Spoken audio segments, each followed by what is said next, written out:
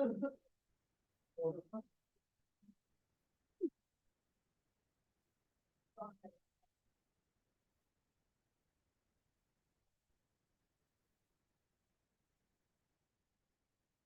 right, ladies and gentlemen, I'm going to call this council meeting to order.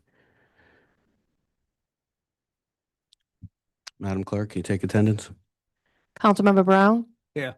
Councilmember Pasqua? Here. Councilmember Capaldi? Here. Councilmember Hul? Here. Councilmember DeLellis? Here. Vice President Verducci? Here. And President Lima is absent.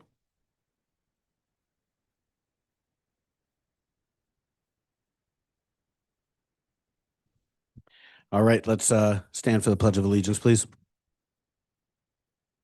I pledge allegiance to the flag States of America and to the republic for which it stands, one nation, under God, indivisible, with liberty and justice for all.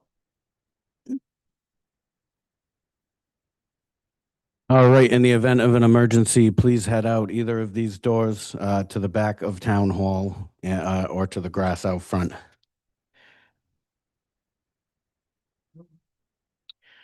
So a couple things before we get started tonight, please. The president is absent tonight. Per the charter, I will be the presiding officer of the meeting tonight. You know, there are items to address tonight. They aren't on the agenda. They can't be voted on, but that doesn't mean we can't discuss them.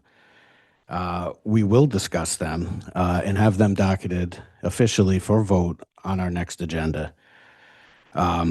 So far, things that we know we want to change, amendments to council rules, specifically the manner in which items are docketed. We'll also be docketing a discussion pursuant to the solicitor's contract, and we will also be docketing a vote for new council leadership.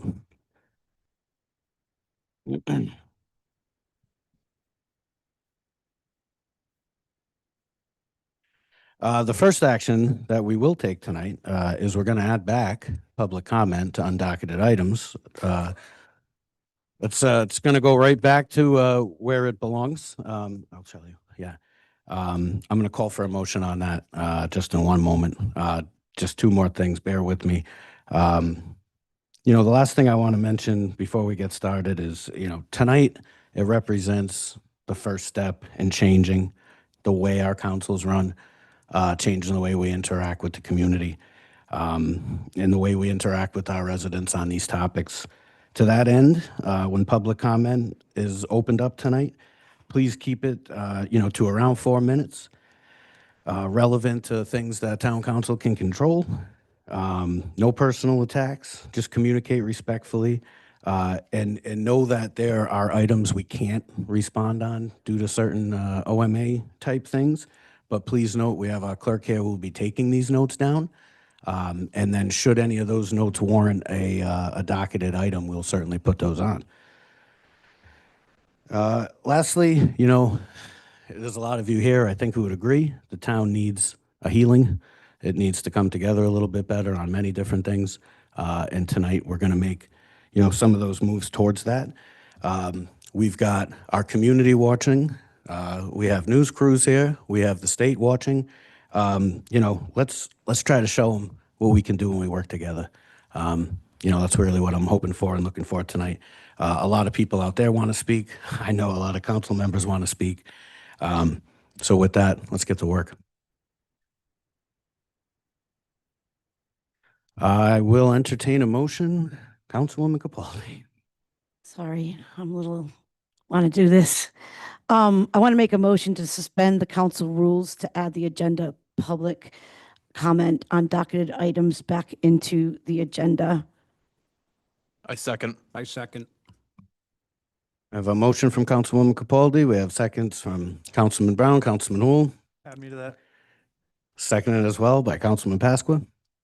Mr. Vice President, return undocketed items back to the agenda? You said docketed. Undocketed, Undocketed, okay. public comment on undocketed items.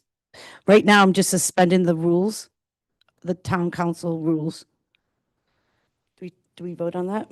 We have to vote on that. Yep, so just to clarify, we have a motion to suspend the rules. Do we have a second on the suspension of the rules? Second. Second, Councilman Brown. Madam Clerk, any discussion? Sorry. No discussion on this part. Cannot, I'd like you to, cannot discuss this right now. You can discuss it later. And the next time I motion in like 1 second. I was advised there is no discussion on this motion. to suspend the rules. Yes, you'll, We can't discuss why we're suspending them. no. Interesting. You're going to discuss it as soon as I say this next thing. It sounds exactly the same. So hold on. So you're going to take a vote on suspending the rules. Okay, Councilmember Brown, Yes. Councilmember Pasqua. Yes. Councilmember Capaldi. Yes. Councilmember Hul, With pleasure. Councilmember DeLellis, Yes. Vice President Verducci. Yes. 6 in the affirmative, 0 in the negative, motion passes. All right.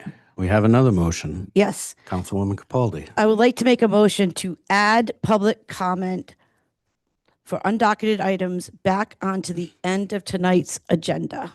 Second. A second. All right, we have a motion for Councilwoman Capaldi, seconded by Councilman Brown, Councilman Pasqua, Councilman Hul. Do we need a vote on that as well, Yes. Madam Clerk? And this is where you can do discussion after. this Okay. one. Before we vote, any discussion? No. Oh, you get a discussion. I'd like to have a minute here. I think it's sad where we are. It's sad how we got here. And it's sad what it took me over the last 72 hours to make this happen. This should have never happened. And I'm going to tell you exactly why this happened. And then we can have some discussion. I revealed to the council president that if she removed my agenda items from the agenda, that I would recuse myself from my council seat during non-docketed public comment. And I was going to stand at that podium and I was going to say my same speech that I'm saying now. There is never an appropriate time to silence the public, whether we agree with them or we don't. And at the end of the day, all this comes down to is people wouldn't be mad if we just told the damn truth. At some point, we just have to tell the truth.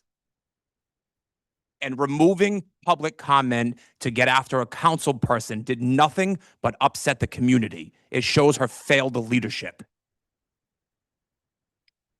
If I could, Councilman Brown? to go along with Councilman Hul, it just didn't upset the people in the town, it upset us. I mean, we're not happy with it either, so I would like to add that myself and probably most of my council members are upset that it was removed also. And thank you for that, Councilman you. Brown. And the rest of the councilors up here, thank you for that support. Thank you, Councilman Capaldi. Yeah, I want to add that I think most of the people in this room read my thoughts. I was never so upset when I saw that our president was going against the charter and the town council rules on this one action. And I am astounded that she could just blatantly do stuff like that. And she did. And that's why she's not here today. To eliminate public comment is not only inconsistent with our charter and the rules, it runs against the very principle of the First Amendment rights. I mean, you guys are why we're up here. We have a job to help our citizens. And how dare she squash that? That is so unconstitutional. I can't even express my feelings. And I said in my my post, you know, we're 2 weeks out after Charlie Kirk's death because he was speaking his mind, using his First Amendment rights.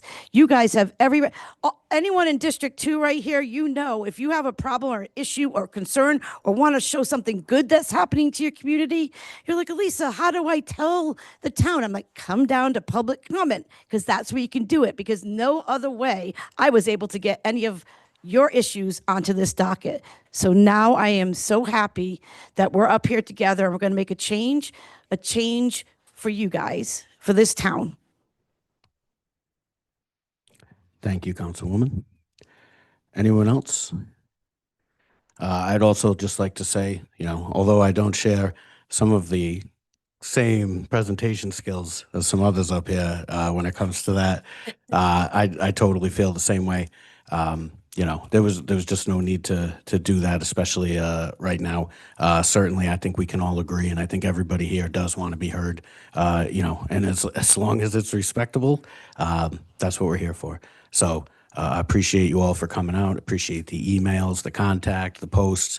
It just shows your engagement and commitment to the town, and that's what we need if we're going to move forward. So I think with that, we're going to take a vote. Councilmember Brown, Yes. Councilmember Pasqua, Yes. Councilmember Capaldi, Yes. Councilmember Hul, Yes. Councilmember DeLellis, Yes. Vice President Verducci, Yes. 6 in the affirmative, 0 in the negative, motion passes.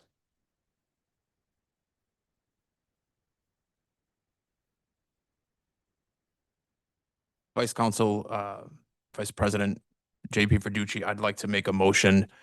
I'd like to make a motion to terminate the solicitor's contract at the next town council meeting with the town of Coventry.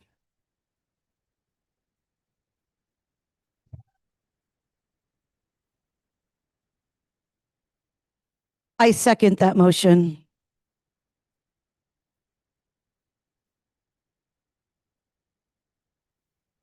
All right. I think as far as procedures go, we'll have to get that docketed in order to take a vote. But it does open up public discussion, correct? Not public, it opens up our discussion, correct? We can discuss it as long as we're not taking a vote on it according to the Rhode Island state law. Correct. Should I reference the law? Oh, you might as well while we're at it, if you have it. Bear with me, I think have it we're, readily available. 46-6. I am going to reference 42-46-6, B as in boy, amending of the agenda. By a majority vote, a public body, other than a school committee, may amend its agenda to add items. The additional items shall be for informational purposes only and may not be voted upon except when necessary to address an unexpected occurrence requiring immediate action or to refer the matter to an appropriate committee. And I'd like the moment to explain how we got here, if I may. Yeah. I think we're not voting, but we can open up discussion per the statute you cited. Well, we do have to vote on adding this to our next town council agenda. Yeah, sure. All right. I'll take a vote on that. We need a motion first to add it to the next. That was my council motion. agenda. Second on that? I second it. Seconded by Elisa. Any discussion? So I'm just going to be brief here. The last 72 hours have been a whirlwind, and I just want to explain a little bit about how we got here and why I'm in the position that I'm in. These invoices were rectified. These invoices initially became an issue when my predecessor and Scott Colby resigned. At that point, a resolution was introduced and it was passed by the remaining members of this council, which would require the town solicitor to provide unredacted invoices to all town council members. Shortly thereafter, there was an amendment to a letter of engagement. That letter of engagement and the amendment outlined the way in which the council members would receive those unredacted invoices. Now, let me set the stage for you because we're in Rhode Island. We have to drive to Providence. We have to sit in a room. We have to be babysat. We cannot take our cell phones. We cannot take any notes. We cannot do anything outside of looking at the invoices. Now, look, I'm not a CPA. And I said last meeting, it takes me 3 times to read something in order to comprehend it. I stand by that statement. We should be receiving these invoices. If there's nothing happening, why are we here for a third time? Third time. Guess what? If Jamie had his way, I wouldn't be sitting up here and the council president would probably still be here this evening. But rather than face the heat, I've exposed myself for 72 hours and I haven't received a resignation letter. I haven't received a phone call. Nothing. Nothing. Silence. Silence is deafening. That's what that is. If you have nothing to hide, show the invoices. It is that simple. For the third time, we are now going to face this issue. And I will not stop until the contract between Stephen Angel Law Firm and the town of Coventry is terminated.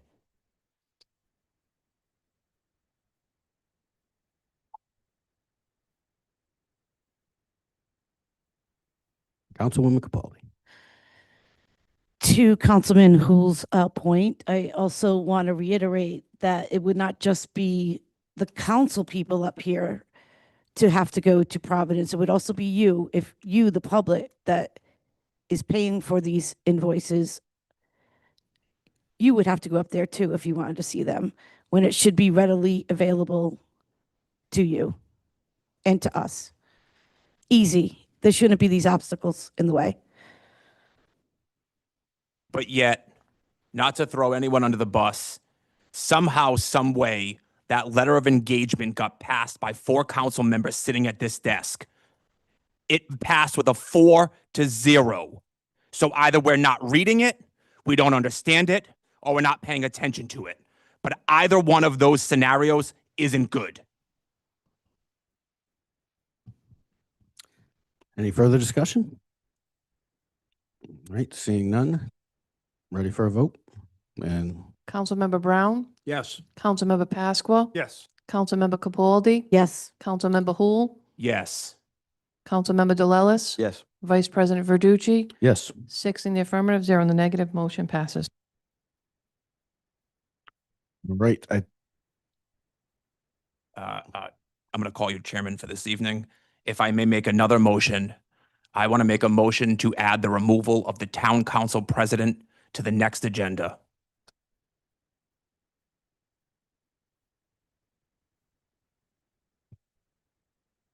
I will second that motion. All right, we have a motion and a second and discussion. If I may start, No, come on. No one's stopping you.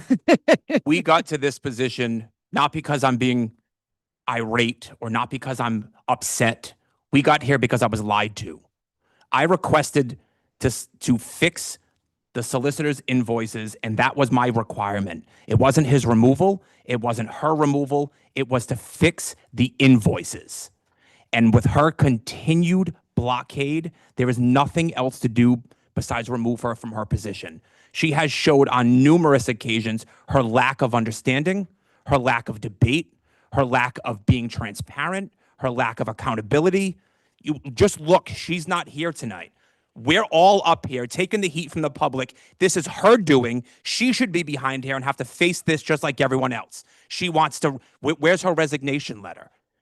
Madam Clerk, did you receive according to the council rules, we're supposed to provide a note if we're not here. Did you receive a note this evening? I did not. So she enforces rules when they work for her, but she doesn't when they don't.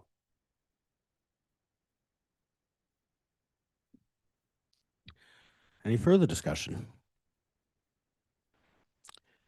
I just want to say that I'm not going to go tit for tat on things that the president has done. But what I want to say is we need someone that can, first of all, I think you guys may know, the president and the vice president, all they have, the only difference between us, they can run the meeting. That she's not the president, should not be making these decisions unilaterally wherever she is doing this stuff without us, without our input. The president shouldn't be talking to the solicitor, and I know the town manager, assistant town manager, and who else? Vice president. They meet every 2 weeks to discuss legal issues, and they have conversations we are not privy to. I have been asking since the beginning of May to get updates. Those updates tell us where we are in any legal issue that we have, and then we could also correspond it with the invoices we can't read. But these are things that are logical. These are things that just are, that's how you work together. Because I'll tell you right now, I know there's other people up here that I just felt like, what am I doing here? I'm doing nothing. I don't know anything that's going on. I can't help out because no one's including me. She held a lot to her chest, along with the solicitor, that we don't know what was going on. So now with this new fresh look of trying to be more collaborative, listening to our community, we live here together. We want to make you happy because then we're happy. I live in District 2. Who's here from District 2? All right. I want to make my community as good as possible. And every one of us up here wants to do that. But if we don't have this, then what is it for? So, yeah, I guess I didn't want to go down that rabbit hole. I'm sorry, but I did.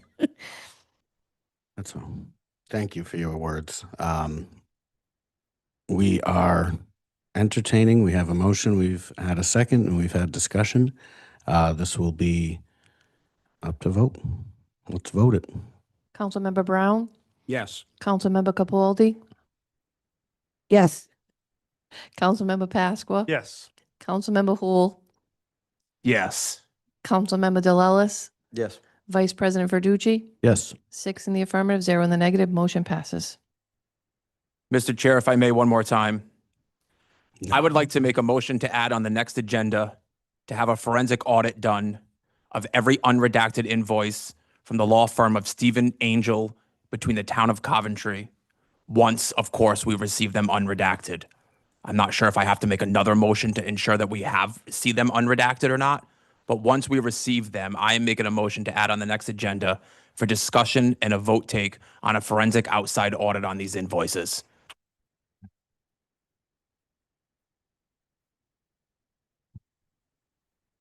All right, we have a motion. Do we have a second? I think I'll second that one. Any discussion? I'll lead again, I'm sorry. This discussion is simple for me. I don't ever want to put my name on something that I don't understand or I don't know where the information's coming from. There is people who are smarter than I am who look at numbers on a daily basis. Those are the people that should be telling us and the constituents that there's nothing going on. And God help me, I don't want that to be the case. I do not want there to be a problem. I'm not looking for that. What I'm looking for is clarity and ensuring that I'm not the one sitting up here, because you can see by these council rules and the advisement that the council president's been getting, it's clear that the language and the roadblocks have been, just say, mindfully crafted. Thank you, Councilman. Any further discussion? Madam Clerk? Councilmember Brown, Yes. Councilmember Pasqua, Yes. Councilmember Capaldi, Yes. Councilmember Hul, Yes. Councilmember DeLellis, Yes. Vice President Verducci, Yes. 6 in the affirmative, 0 in the negative, motion passes.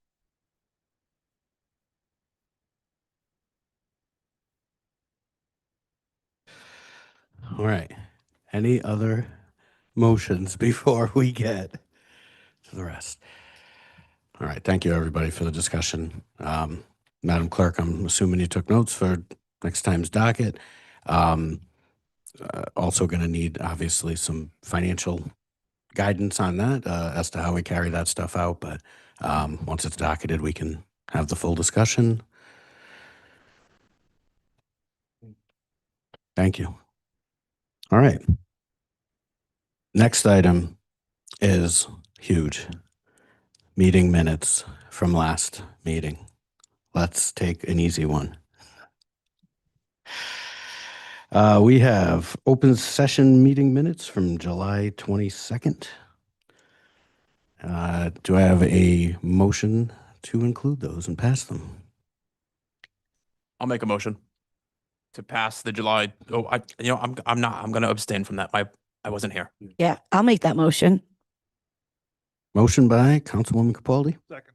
Seconded from Councilman Pasqua. Any discussion? Any edits you received, Madam Clerk? I did not. All right. Let's vote it.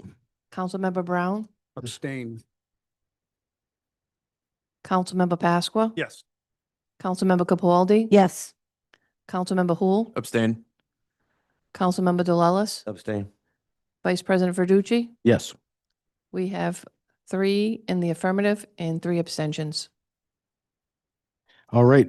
We also have 2. That pass. That doesn't pass, right?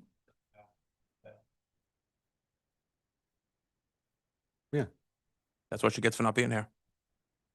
So we also have 2 executive session item minutes, but Madam Clerk, it looks like we've only received September 9th, or was it the other one? You received July 16th and September 9th. but you're Okay, Probably not- only going to okay. be able to vote on September 9th. Because you'll be abstaining for the July 16th. August 26th, I was here. September 9th, I was here. Right. So it'll just be the September 9th ones we'll vote on because the August 26th needed to be reviewed again. Gotcha. All right, do I have a motion to pass the September 9th executive session minutes? So moved. Second. Motion by Councilman Brown, seconded by Councilman Pasqua. Any discussion on those minutes? Hearing none. Madam Clerk. Councilmember Brown, Yes. Councilmember Pasqua, Yes. Councilmember Capaldi, Yes. Councilmember Hul, Yes. Councilmember DeLellis, Yes. Vice President Verducci, Yes. 6 in the affirmative, 0 in the negative, motion passes.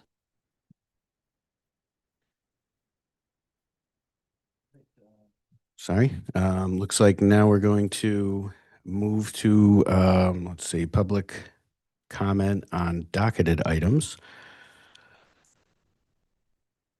And do we need a vote to go into public hearing or? Let's do that then. Can I entertain a motion to open public hearing? I'll make- Want to do public comment? comment on docketed items first? Yeah, Yeah, I'm sorry. so we don't need to. Sorry, guys. do that. It's the first Yeah. time. Yes, let's do that motion, please. I'll make that motion. Just open it. Okay. Thank you all for your help. All right, let's open it up. Please come up, anyone in here, raise your hand, come on up, state your name and address for the record and come on up. I just want to reiterate, this is for docketed. All right.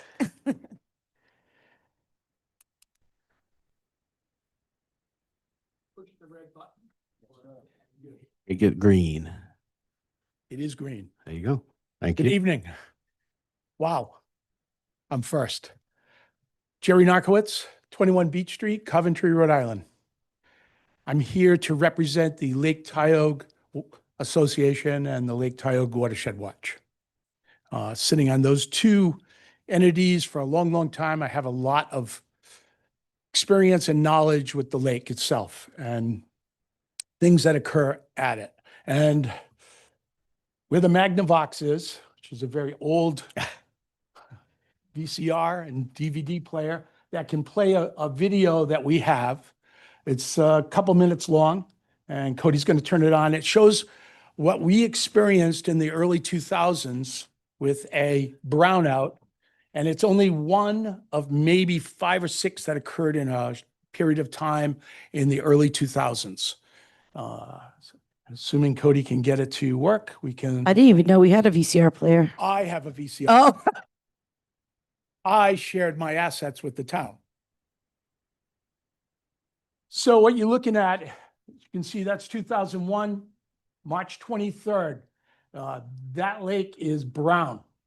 It's an old quality video, but you can see, and this is at the south end of Lake Tioga. It is totally brown. And there were many other ones on the center part coming across from center of New England, coming through Little Tioga, if you know what that is. And that's Belly Button Rock or Seagull Rock, depending on how well you all know the area. And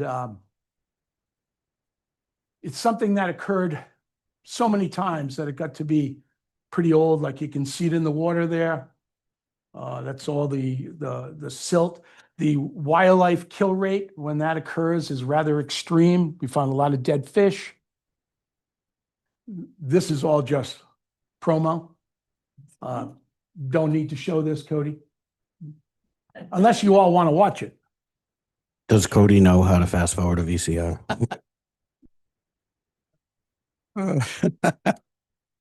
Cody, they don't have faith in you like I do. So, the Lake Association put together, and I just made one copy. Can I bring this up? it's a petition and the questions are there. Of the concerns that many of the folks on the lake having experienced that brownout and other things over the years, that we're really concerned about any developments. And right now we're looking at the first one, but there are many to come in the section of Coventry that is known as the, I guess, the eastern section. And so we're concerned. First of all, I'm going to tell you that Kelly, and I don't remember your last name, I'm sorry. And Josh, I don't remember your last name either, spent some time with me yesterday to discuss some of the things they wanted to do. And they have tremendously great ideas. And the design, I'm not looking at it, but it is a really good use of this piece of property. It's a really good use of this piece of property. However, one cannot just give carte blanche and say, just because it's a good design, let's go forward with it and we'll be fine. They'll do a great job. I have all the faith in the world that their intention is to do a great job. And from talking to them, their experience and their discussion points were so open and obvious that this was something they wanted to discuss. But we do not have a plan because it's not required at this point. And my statement to them was, wow, this is dangerous, having experienced brownouts and other very, very bad things happening on the lake, that I've asked if they could develop those drainage and hydrological studies before the zoning approval. They've indicated that's a very difficult thing to do. And I know that.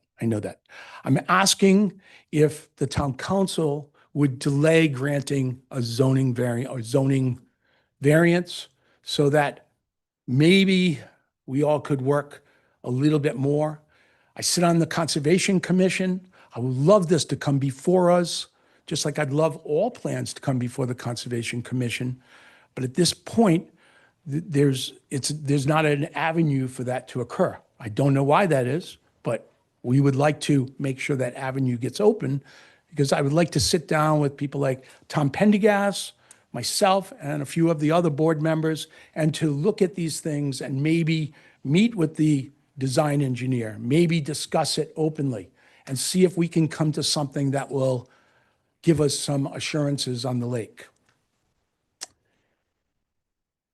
I don't really have anything more to say to you guys, except that, boy, tough night in town. Guys are all well-spoken about it, and I don't envy your position, for sure. So, do you all have questions for me?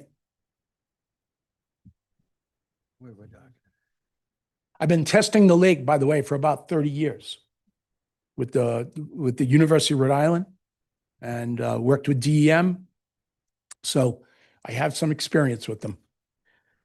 First question I'm wondering is, do we don't have a plan at this point, but would anything in the plan change how we would zone it? Don't know, because it's not completed at this point. Councilman Pasqua. So this is all in the public hearing. So I think we're probably better off having this particular conversation in the public hearing, so it's on record for that particular issue. Because right now this is just public comment, and I don't want any of his points or our points getting lost in this. This is a matter we have to open public hearing, and they Are have you to be asking able me to to do respond. this again? I know, right? Well, But I just don't I want can you to do it your again. points. Yeah, I know, I get it. We'll But I just don't want your remember points to that, get yeah. lost. And I want everybody to be able to respond too. Sure. So Good point. I just think that's probably a better way to do But it. this was the proper time to come up. This is a docketed item, so I'm in the right position. But you got to do it again. Yeah. Will that If VCR you're work buying the again? coffees, No, good then? thank you. That's a good suggestion. We'll take it back up on the item. Okay. Thank you for that.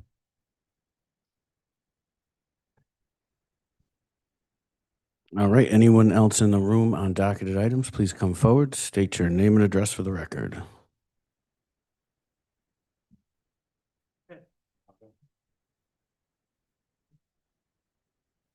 Good evening. Steve Riley, 5 Osprey Drive in Coventry. First off, thank you for your action towards the public comment for undocketed items. And if I could just broaden the topic of public comment to address docketed items, I think the exchange that you just had with Mr. Knockowitz kind of highlights it. In my case, I've been appearing before you folks for about 2 years now, talking about Johnson's Pond and how I think there should be a different approach to the resolution of it. But I think the last time I was before you, I said, gee, I get why the legislature doesn't support it, or I get why the Attorney General, I don't get why the town does. And it kind of came to light at your 26 August meeting, where the people from Westwood Estates were giving some very excellent testimony on their property rights issues that they're dealing with. And Solicitor Angel actually approached the council later on in the meeting, basically saying, tonight, and I'm abbreviating just to get to the nutshell here, tonight is only docketed comment that does not count towards whatever comments they may make at a hearing. And so that's my question is, when a person, people don't like to come before you folks just to hear themselves talk. In fact, they generally have a issue that requires attention. So what I would like, and I've provided you a letter, is if you could broaden the charter where it just talks about people will be allowed public comment to actually define what happens in docketed items section and what your responsibility as council people are to address and understand those comments. And the last item related to that is, I think, by maybe codifying it or codifying it, you would be, in fact, giving the public a template for how to approach you folks with undocketed comments or during the docketed items section. And you go online and every town, I provided a couple of examples, but my last point would be, I was kind of embarrassed today, listening to John Parenti on 105.5 talking about how in this whole issue was a result of decorum and some people making waves at the last meeting. That's embarrassing to hear. And I think with some sort of a document in our charter, you might have a better, Robert's rules, whatever, a better interface with the public. Thank you very much. That was a tight 4. I'm going to Thank give it to you. Yeah. And just to the other council members, I think certainly a placard or some summary of what goes where and what goes when on the town council website, just explaining those things. And then certainly we could explore other items through the charter review. So thank you. All right. Anyone else? Oh, excuse me. Something next to me. You know what else I think we should do? I think we should put a listing of all the rules that we have to follow and all the obscurities of OMA and all this stuff. I think the public should know and have it easy to find on our website in case anyone wants to know. I know in a lot of the comments or responses to my post, a lot of people were saying, why can't you just do this? Or why can't you just do that? And we can't sometimes. Our hands are usually tied behind our back. And we have to follow the process. So thanks for, being patient with us, but I think you guys would like to know that information so you understand the method behind our madness, I guess. Yeah, I think we can do something like that. All right. Anyone else in chambers? Step on up. Whoever is first, gentleman in the black is a little closer. Please state your name and address for the record, please. Jason Nunes, Fourview Road. I believe this docketed item is in regards to 666 Arnold. Okay. That has, as Jerry was saying, that has a direct impact on me. It's literally 200 yards from my waterfront. So any kind of water runoff, and I know the amount of units they're putting up, the amount of parking places they're putting up, the driveways they're putting in, all this water is going to go somewhere. And you know where it's going, right? It's going to end up in that lake. So now there has to be a plan where it can handle this type of volume of water. And you can't really use like a scale like they're doing with their parking, 1.1 parking places. You got to make it for dramatic amount of water where you're not going to have any overflow, excessive water seepage, because you don't know what's coming off that ground. You know what kind of building was right beside that. They were cleaning 55-gallon drums. So we don't know what's going to come out of that ground once you start saturating with that much water, flowing it towards the lake. And then there was another thing about the, they wanted to do 18% low-income housing, and they were trying to even drop that to 15. But I think months ago, there was a benchmark of like 20%. And I think the town needs to get to what, 8% or 10%? That the happy mark. All right, well, with the amount of, whether it was 6 or 10 units, a scale this big, I don't see no hardship with 6 to 10 units when you're talking 600 units. I mean, they're being a little drastic, and for them not to have all their ducks in a row, they know the lake is right there, they know they're gonna have a water problem, and they didn't address it the last meeting, but they wanted to push it to a vote. Don't allow it until all the ducks are in a row. That's my biggest concern.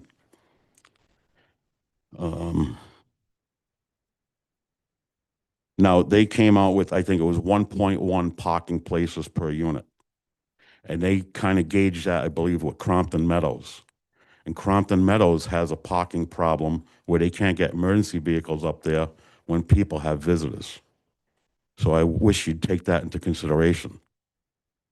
I know you're going to end up putting more blacktop in. You might have to cut down the amount of units, but make it right. Out-of-state and developer is going to come in here for profits and leave. We're the ones that have to deal with it. Thank you. Thank you.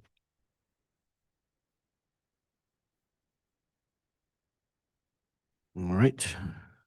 Please come on up, sir. Name and address for the record, please. Good evening. James Kuipers, 20 Ginger Trail. I had not planned to come up here this evening, but I wanted to share with you that you may want to clarify some of your comments from earlier this evening, because a major news outlet has just reported Coventry Town Council votes unanimously to remove President Solicitor, which I don't believe is what you did tonight.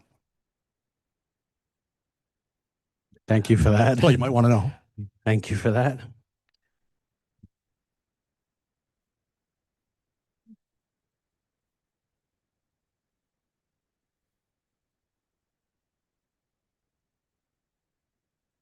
All right, next up. Yep. Come on forward, state your name and address for the record, please.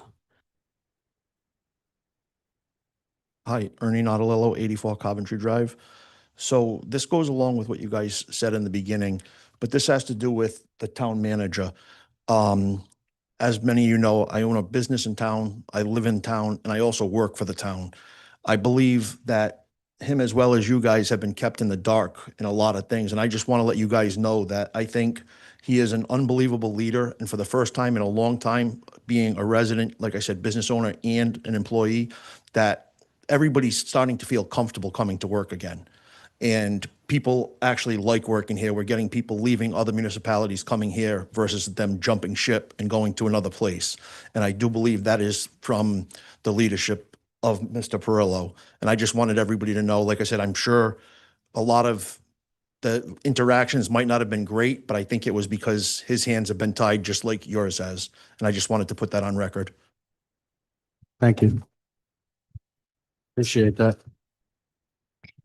Councilwoman Capaldi? To Mr. Nardolillo's point, town manager, I want you to know that we've recognized that too. So I hope that we're all going to be able to move positively and get you what you need, because we're not going to hold the blocks up. You know, there's no walls between us. We noticed that, and it was just so unfortunate. Thank you. Anyone else in chambers? Public comment? All right, Cody, we will move over to Zoom. If you're on Zoom and looking to make a public comment, please raise your hand to be let in.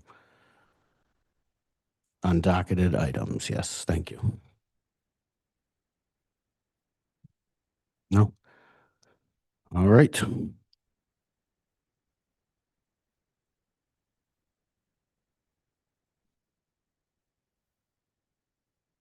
All right, Mr. Town Manager, the next item here is we have a public hearing on transfer of the Class B liquor license.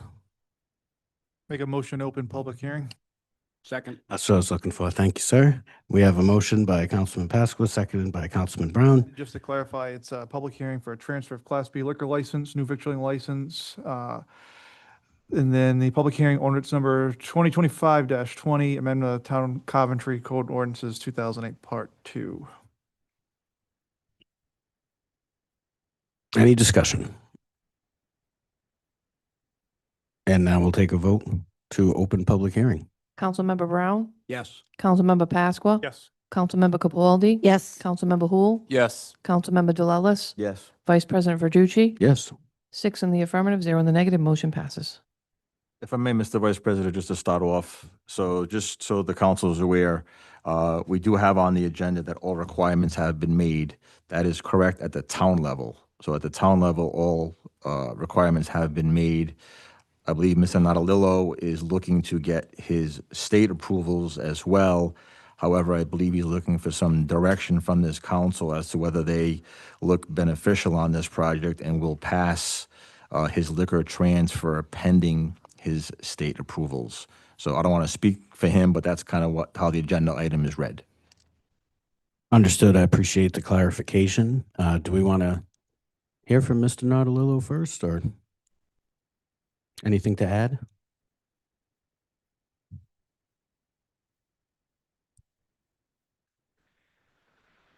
Hi again, Ernest Natalillo, 84 Coventry Drive.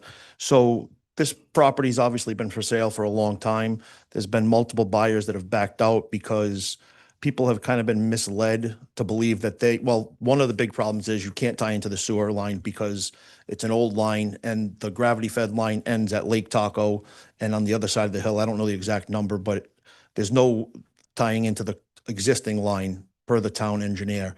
So a lot of people had ended up backing out, which forced us to go and look into a regular traditional septic system, but for a commercial building, which we did. And our purchase and sales is actually contingent on approval from you guys, only because we didn't want to buy a building that you couldn't do anything with.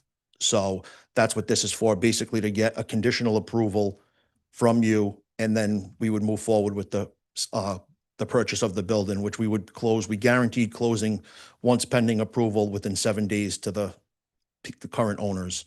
So that's basically just what we're looking for. I'll open up one sec just to clarify with the town manager. Is this something that if we so wished, we could pass contingent upon other approvals, or? I would defer to the solicitor on that. Okay. Depends on what the approvals are. So obviously, like I said, the building hasn't even been purchased yet. We do have a pending purchase and sales. It's just contingent on getting approval from the town The state, I've already talked to the Department of Health. They're okay with it. Everything's fine. Like I said, we got approval from DEM to construct a new septic system. It's just, like I said, this is just more of a formality from you guys to say, yes, that Just we the would be liquor license. okay when we do get it. And I know in the past it's been done where it's went to to Joanne and she's handled it from there. And then we get the license, like I said, conditional on meeting all the state and local requirements. And just to add, if I may, this is a common practice. If anyone that's sold commercial real estate, he doesn't want to commit to a building that can't get approvals. I had Nikki's under contract, and my client backed out because of the sewer line, which is a whole nother. It's right there in front. Yeah. It doesn't make any sense why we can't connect. We're only using 20% of the 100, whatever. So I think it's actually a smart move. And the one thing that I would say is this is a highlight for being business friendly. These gentlemen or any buyer of any commercial property that is pending approvals of licensing wants to move forward, but they don't want to get jammed up with a building that they can't use.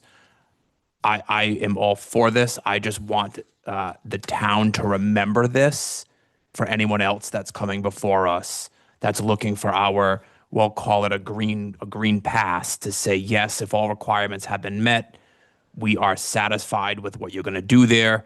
We're going to trust that the town is doing their due diligence. But I think it's a brilliant move. I think it is a way to be business friendly, and I applaud you for protecting yourself like this. Thank you. So essentially, the tavern can't be tipsy without the liquor license. Correct. So we're gonna, any questions, further discussion here? Councilman Pasqua. Just a question for the town manager. You mentioned town requirements were met. Do we have an indication on the fire district requirements as well, inspections and so forth, or anything along those lines? I know That police might- and planning did theirs. I'm not sure about the I know- fire marshal. as I know of yet. Steve had come out for his inspection. There was very minor things because they don't have a fire service right now doing the inspections. Some extinguishers were out of date and stuff like that, but it wasn't anything major. Okay. He said, the other thing that he did tell me was one of the biggest deals was putting a lockbox on the building. Yeah. But that was pretty much that. And like I said, fire extinguishers that were just out of date. Are we able to make them to approve this contingent upon the Nautilillos receiving everything, fire, whatever they need before they get their business license from the town? Because we would be the last ones on the town side. Yeah, Right, that's- he would- that's he what would I'm have to looking for. I'm not provide looking for all of anything that Special. stuff. I'm just looking for Yeah. basically you guys to say, yes, if you meet all requirements through state and Yeah. you guys that, it's a green light. We have a checklist in the town's clerk's office, and the licensing clerk goes by the checklist, and she will not let the license Oh, I know. be, she will not let the license be granted until everything has been received on the checklist. I would make a motion to approve this license transfer pending the town's checklist is completed and the business license can be issued. So we have one motion. But since it's public hearing, I think we have to just make sure nobody else wants to speak on it. Of course. Clerk was gonna say something. Joanne? It's not a business license. It's It's a liquor. a liquor transfer. We don't have a business license in town. So basically, if we don't approve the license, the whole thing kind of seems to be blown up in a way. I'll amend my motion to approve the transfer of the liquor license. Hold on until we see if anyone else wants to speak on it. Anyone else in chambers on this topic? Anyone on Zoom on this topic? Just want to make sure we cover everybody. All right. So, Councilman Hool, I'll amend my motion to approve the transfer of the liquor license pending all requirements by the town and the fire departments are complete. And we also have to approve the new victualling license. all right, we'll do one at a time then. We could do it all together. It We'll depends do on- it all together.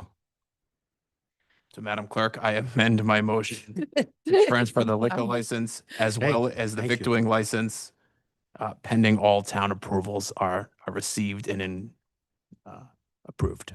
I second that motion. Sorry. I won't make you repeat it. Okay. Okay. We have a motion and a second. Any discussion? Hearing none, Madam Clerk? Councilmember Brown, Yes. Councilmember Pasqua, Yes. Councilmember Capaldi, Yes. Councilmember Hul, Yes. Councilmember DeLellis, Yes. Vice President Verducci, Yes. 6 in the affirmative, 0 in the negative, motion passes. Thank you very much. All right, next item on the agenda, we will start in public hearing. This is a ordinance number 2025-20, amendment to the Coventry Code of Ordinances. Do we have information we're going to get on this, Mr. Town Manager? I would just open the public hearing first, and then once it's open, then I would defer to the solicitor for an explanation to the council on this item. All right, I believe we've opened the public hearing, or, yeah, okay. All right, so anybody would like to come up and speak on this matter? We are open for business. Anyone in chambers? Seeing none. How about on Zoom? Oops, Mr. Solicitor. So this is the agenda item where you have a substitute A piece of legislation that's been put in front of you, as we talked about 2 weeks ago. Those changes are in blue.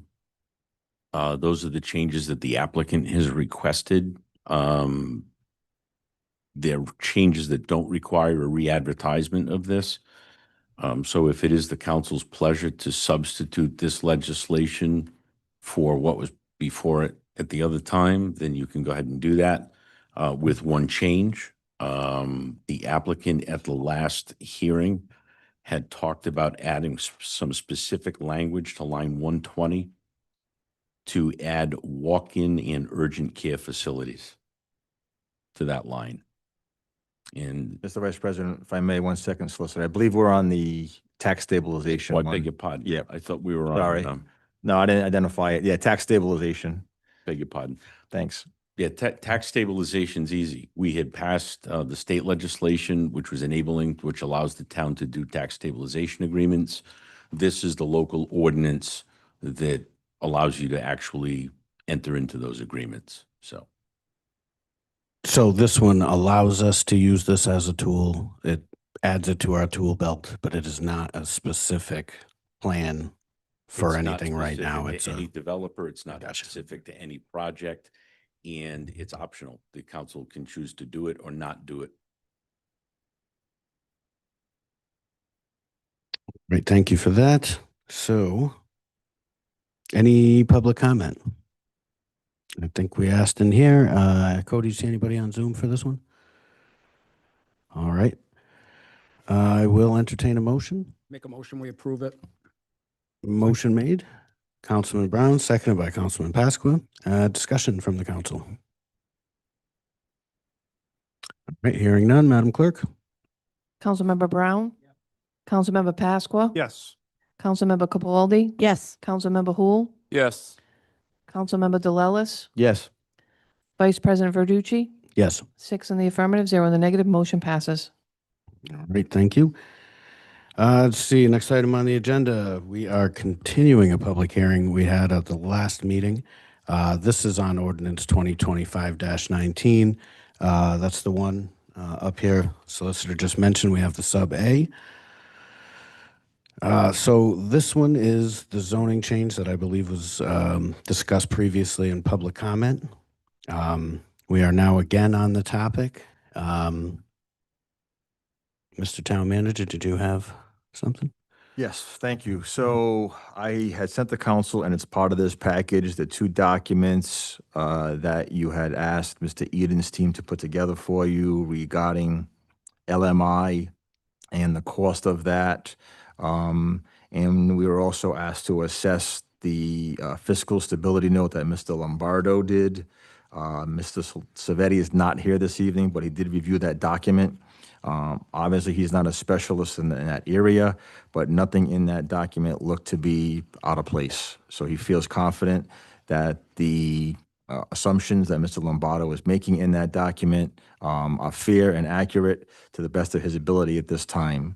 So that's kind of what the council had asked for. I don't know if you guys had the opportunity to review the documents. I'm sure their attorney can explain anything further if you need be, but that was kind of on the town's end to review that fiscal analysis. Thank you very much for the recap. Let's open it up to comment on this. Anyone want to come up? Yeah, come on up and state your name and address for the record. And Good evening, Mr. Vice President, members of the council. For the record, my name is Kelly Mara Salvatore. Thanks for having us here again tonight. I'm not going to repeat what the town manager said. I know Mr. Hool was interested in the LMI issue.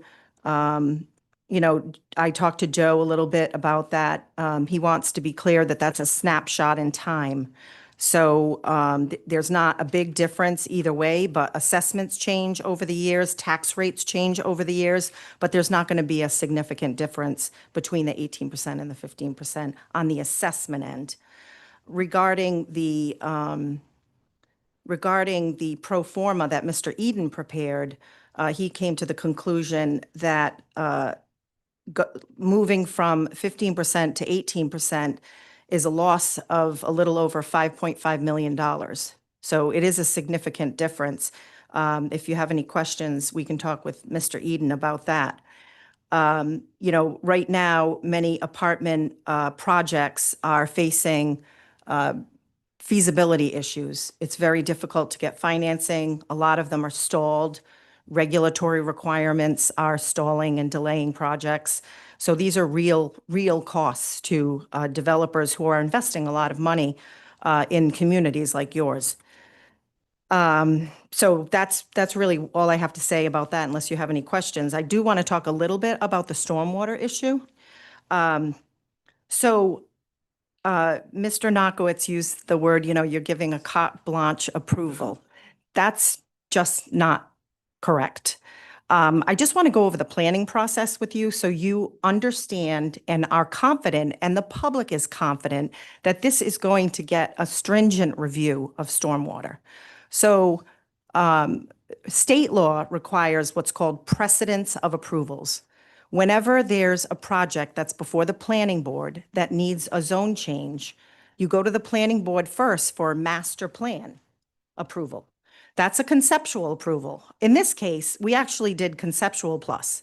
We did extra traffic. We did provide some stormwater data at this level. I think Mr. McLean would agree that we definitely went over and above, because this is a large project, so we understand that. You come to the town council for the zone change, because after that, my client's going to be spending over $100,000 in engineering. And you can't just design the stormwater. You have to design the entire development. And that happens for the planning board at preliminary plan. All the, what I call heavy, costly engineering, everything is going to be shown to the planning board, and they are going to scrutinize it. So is the Department of Environmental Management. Mr. Rosen is going to design this project so that he treats all the stormwater on site. So the treating will happen on site. And then, yes, some of it goes off, but it's treated. You know, again, he can speak more to that if you want to talk to him about that. But from a practical standpoint, none of your other developments that happen in town have to prepare a full design at master plan stage. That's where we are. We're at master plan stage. Mr. Eden cannot take the risk of preparing an entire full-blown study and design without knowing if he has the zone change. So, I mean, that's the practicality of it.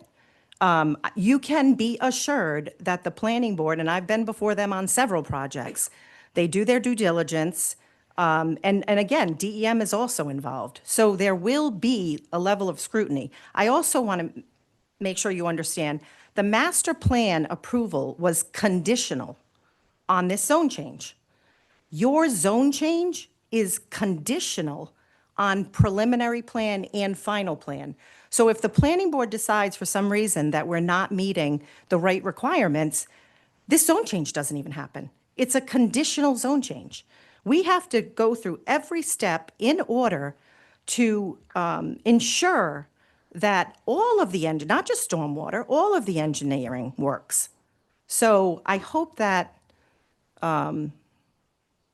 makes you feel better about the next steps in this project.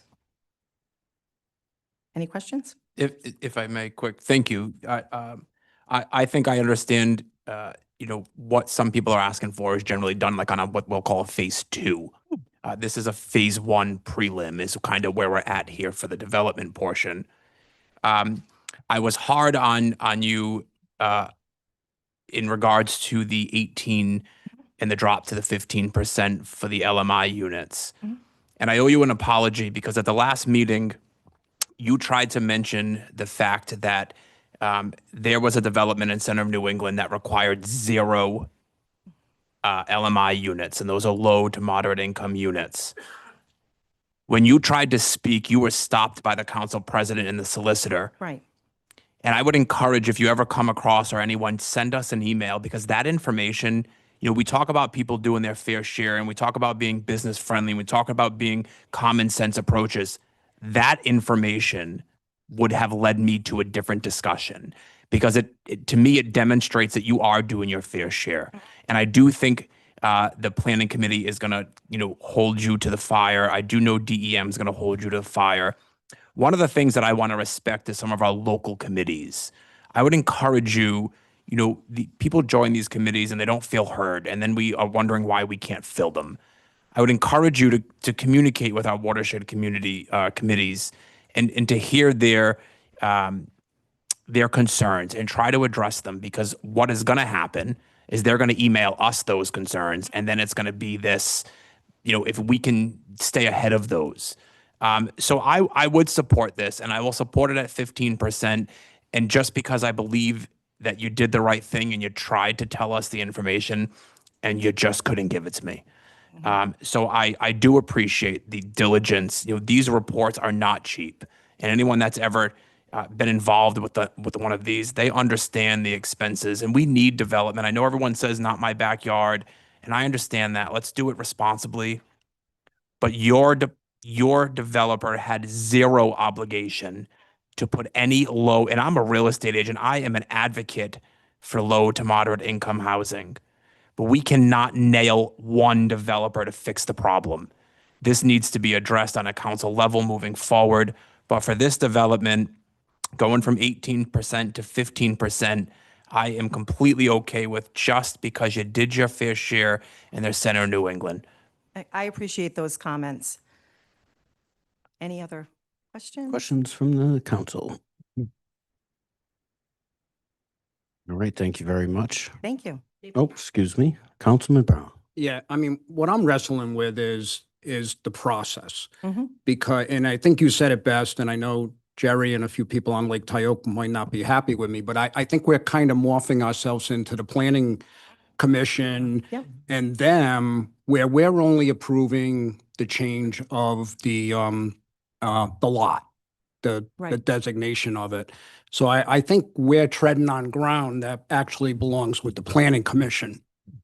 I want it done right. Stormwater's a big deal. I saw all those pictures that he posted there. During that time, I was fire department chief. We pumped more basements, and stormwater is a problem in this town. We have problems elsewhere. So I hope, if this goes through, that the due diligence gets done at a very high level to protect Lake Tioga. We really got to protect that resource in our town. And we intend to do that. And as I'm sure you all know, like I said, I've been before your planning board. They are serious. They are diligent. And they're also somewhat of experts. You've got a lot of different types of expertise and skills on that board. So, I mean, like I said, you can be assured, and I've got VHB is one of the best engineering firms in Rhode Island. So maybe the best. Council, Just one more. I think, hopefully, and I mean, Doug's sitting here and the planning commission, but engage in the conservation committee and And as like Councilman Hool said, we got these committees, let's use these people. The Conservation Committee in this town has some great people, Jerry Narkowitz, Tom Prendergast. These guys have shown their due diligence to protecting the watersheds in our town. And I think their input would go a long ways. I think you need to talk to those people. Yeah, so we did meet with them for a little over a half hour the other day. I think, I'm not going to speak for them, but it was a very pleasant conversation. I understand their concerns. I hope they understand the process, because that's the And that's what I thing. said, when you Yeah. get to preliminary, I think they need to be at the table, and I think you got to make them happy. Well, they're either going to be at the table or they're going to be at a hearing, so we'll make sure that something happens, And right? thank you for coming to Coventry. I mean, it's. Thank you. Anything? Councilwoman Capaldi. To Councilman Brown's point, Doug, how are you feeling about this? It's a broad question. Well, I mean, you hear our concerns. This is not our, our area of expertise. So if she's assuring us, but we all know we've been assured before and what has happened. So just curious, in the stage that we're in now, and is the commission doing their due diligence? How are you? Yes, When you ask is the commission, you're asking it's the planning commission. yes. Yeah, absolutely. So my comment is the normal operation, the normal process for a complex project that includes a zone change is that it's doing just what this is doing. Okay. State law dictates it. You bring the first stage of approval before the planning commission first, then you seek the zone change from the council.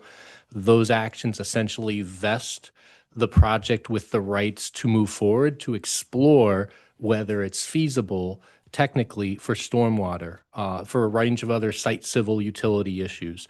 The vesting is important because the next stage can cost tens of thousands, if not over $100,000 of design costs for them.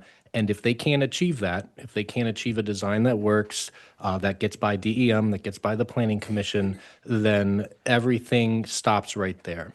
So this is about whether you believe the applicant should have the right to proceed at this stage. It's not about having all the details to know exactly how they've met every approval yet.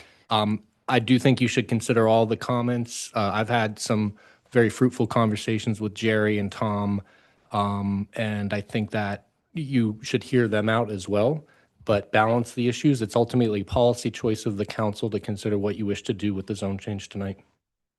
Thank you. Thank you for that. Certainly, we'll entertain any more comment on this. Thank you. Thank you.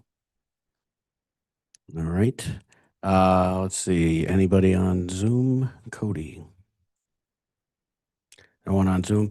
So There was also a comment made that there was like, I don't know the exact number, 500 or something units that one of the gentlemen came up here during public comment. I just wanted to clarify, it's only 220 units. It's 110 one bedroom and 110 two bedroom units. And that's the max number Correct. of units, because again, once we do the engineering, hopefully we get that. It was just like a large discrepancy Right. of almost Yeah. 300 numbers there. I Right. just wanted to And the clarify. zone change is very clear about the density, even the commercial density. So, We've done your homework. yeah, we have. Thank you. So thank you very much. We have a next speaker. Please come on up and It's 21 Beach Street. I believe the public comment prior was talking about the development across the street at Arnold Road, which is more like 500 to 600 units. Am I correct? Oh, at Center of New England. Correct. Yes. Well, not But that- Arnold Road. No, not on Arnold.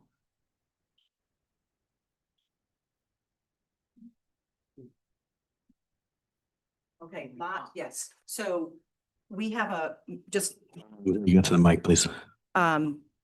lot 4 is proposed to have 350 units that received master plan approval. And I'm trying to do my math here. What's the other? Is it 362 on 2 other lots closer to Hopkins Hill near Highland condominiums? Okay, so the number he quoted should have been 350 on Arnold Road. If that's what he was referring to, I believe. I thought he was believe referring that's to our what- project, so, I think yeah. there was a Yeah. confusion there. okay. And in all due respect, we have heard the same language from other developers. In fact, we heard the same language from the developers that caused those 5 brownouts that we had. So I'd like to believe you. However, our history tells us otherwise. And so I just want to make that known, because while I'd like to believe you, we've experienced difference. And Just get closer to the mic. to you, maybe money, but this is our home that we're talking about. This is where we live. And this is where we live on a lake that we want to be able to enjoy.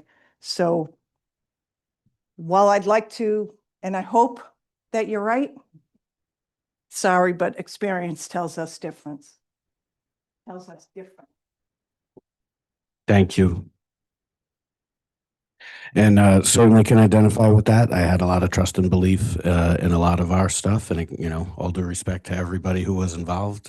You know, I had that belief until I walked into my basement and started floating. So totally understand both sides of this. I think, as we mentioned, it's a real balance. Obviously, we want the development, but we can't put you know, people in harm's way or property damage. So it sounds like here, you know, if maybe we want to just kind of reframe exactly where we're at. The zoning change that we would pass tonight would be conditional on the rest of the plan actually passing. If the rest of that plan is deemed unfit, it will revert back to the original zoning. Do I have that correct, or?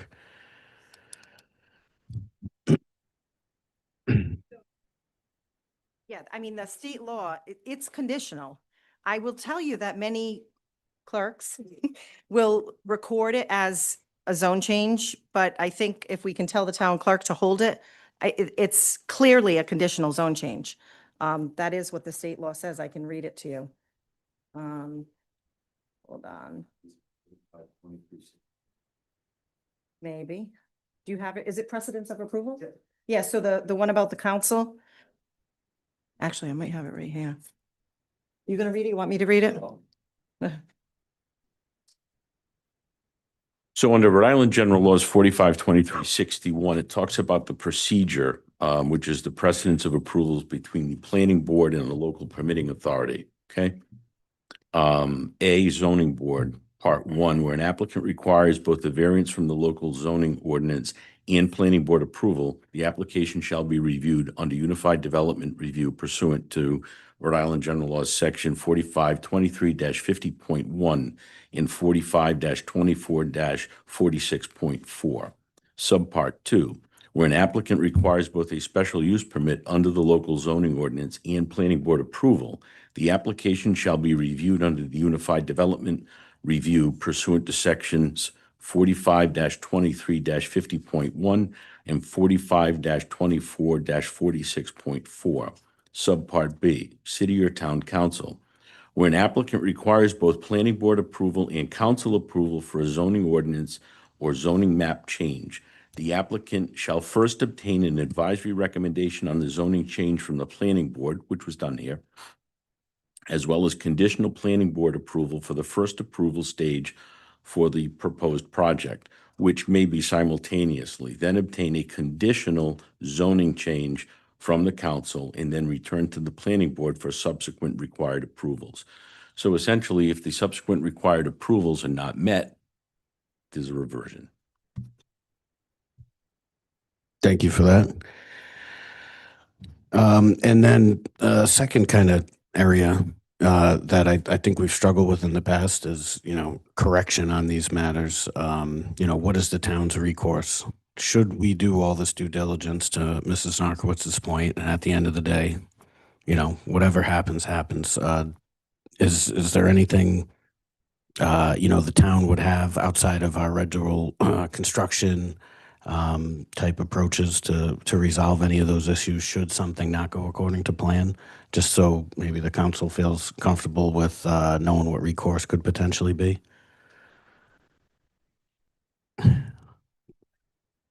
Recourse as to what exactly?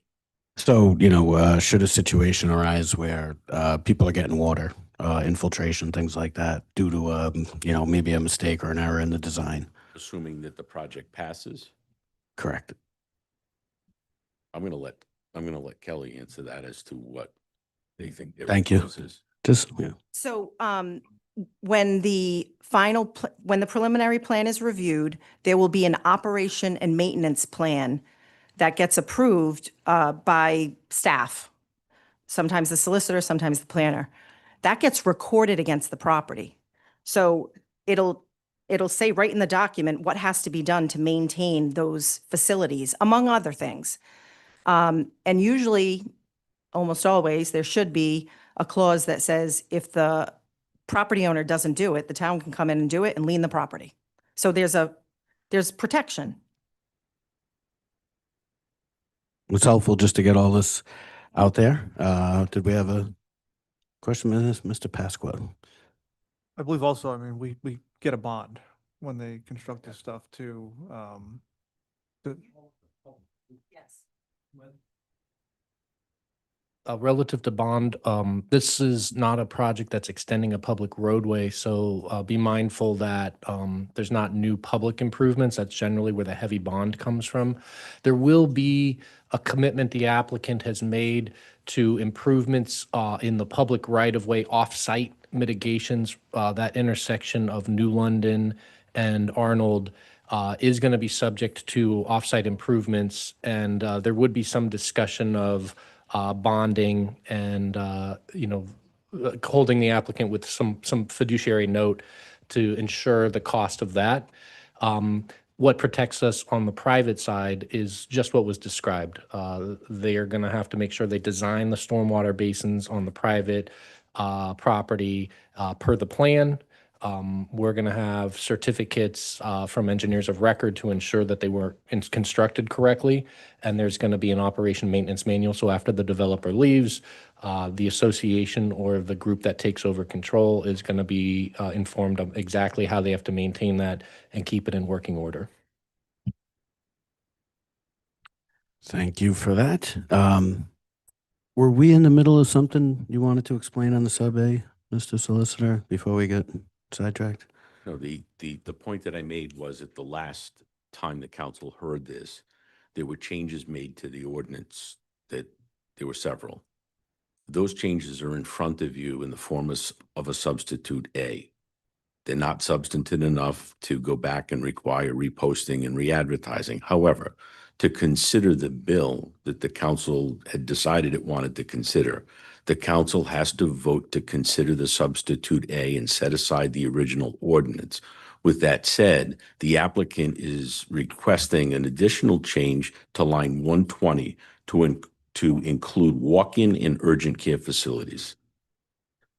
So my advice would be to vote to set aside the original ordinance, vote to substitute in A for consideration by the council, and as part of that consideration, to make the change to line 120, and then subsequent to that, take a vote to either vote up or down on the ordinance.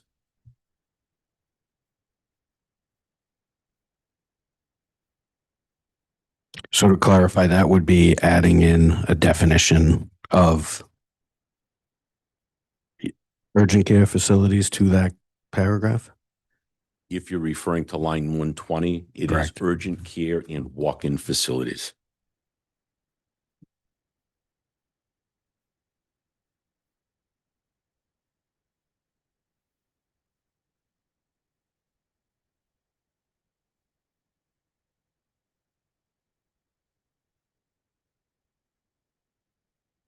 Councilman Pasqua. Make a motion to replace the original ordinance with the substitute A with the following amendment of line 120, the addition of urgent care facility and walk-ins. I'll second. Any discussion? Councilwoman Capaldi. Just confirming that the clerk got that. Yes.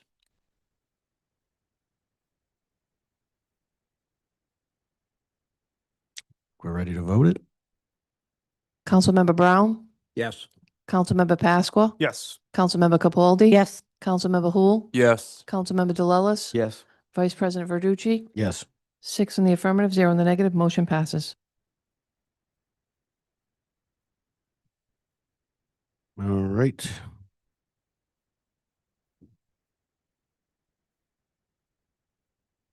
Sorry. I will entertain a motion on the zone change. Or is there someone else in public comment? Anyone?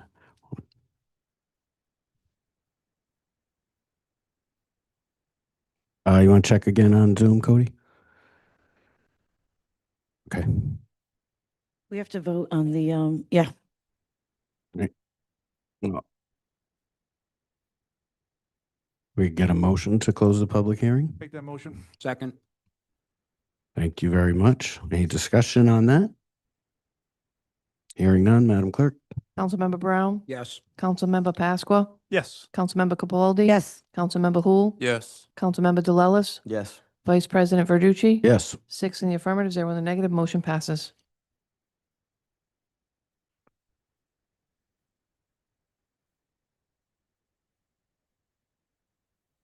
And now we're Now I'll entertain a motion for the zone change. There's a motion pending on the zone Motion. change, if I Okay. recall. Plus, I missed that. Is there a motion pending on the zone change? No, I think, was the amendment passed? So the amendment was passed, and was there a motion made to approve? Okay, you're in line for a motion to approve the sub A. I will entertain a motion to approve the sub A. So I'll Make the second. motion. Motion, we have a second. Any discussion? I made the motion. Motion, Councilman Brown, seconded by Councilman Pasqua. Scratch that. Councilwoman Capaldi on the second. Now any discussion? Further discussion on the item? Hearing none. Madam Clerk, when you're ready. Councilmember Brown, Yes. Councilmember Pasqua. Yes. Councilmember Capaldi. Yes. Councilmember Hul, Yes. Councilmember DeLellis, Yes. Vice President Verducci. Yes. 6 in the affirmative, 0 in the negative, motion passes. Thank you for wanting to do business here.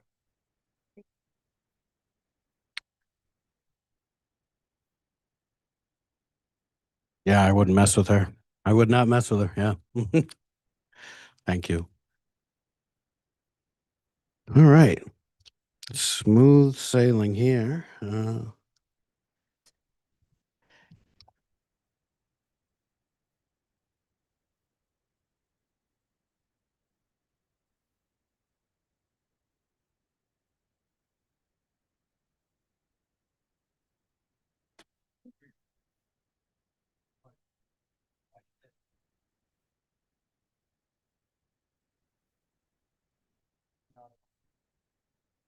Yep.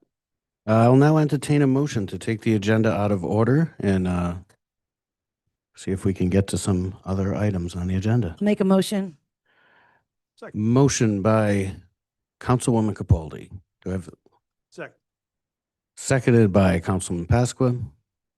Councilmember Brown, Yes. Councilmember Pasqua, Yes. Councilmember Capaldi. Yes. Councilmember Hul, Yes. Councilmember DeLellis, Yes.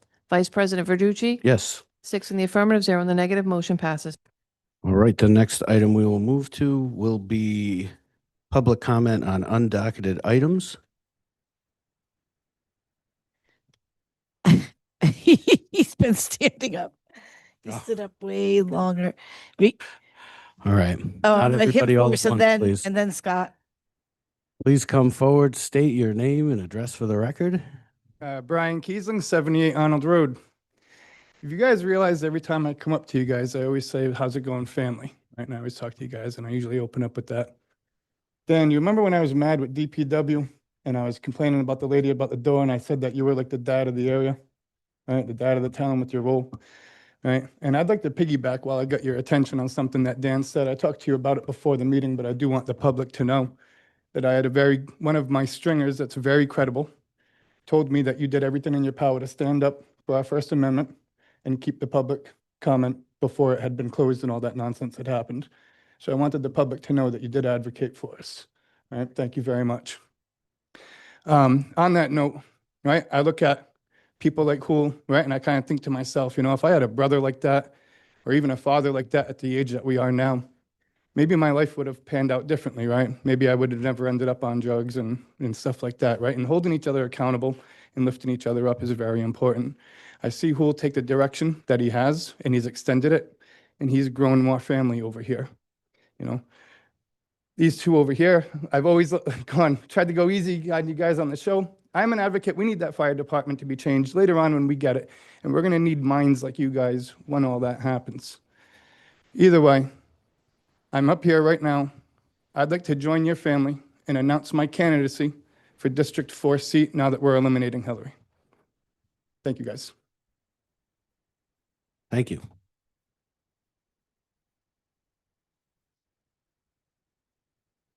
I see a gentleman standing, making his way.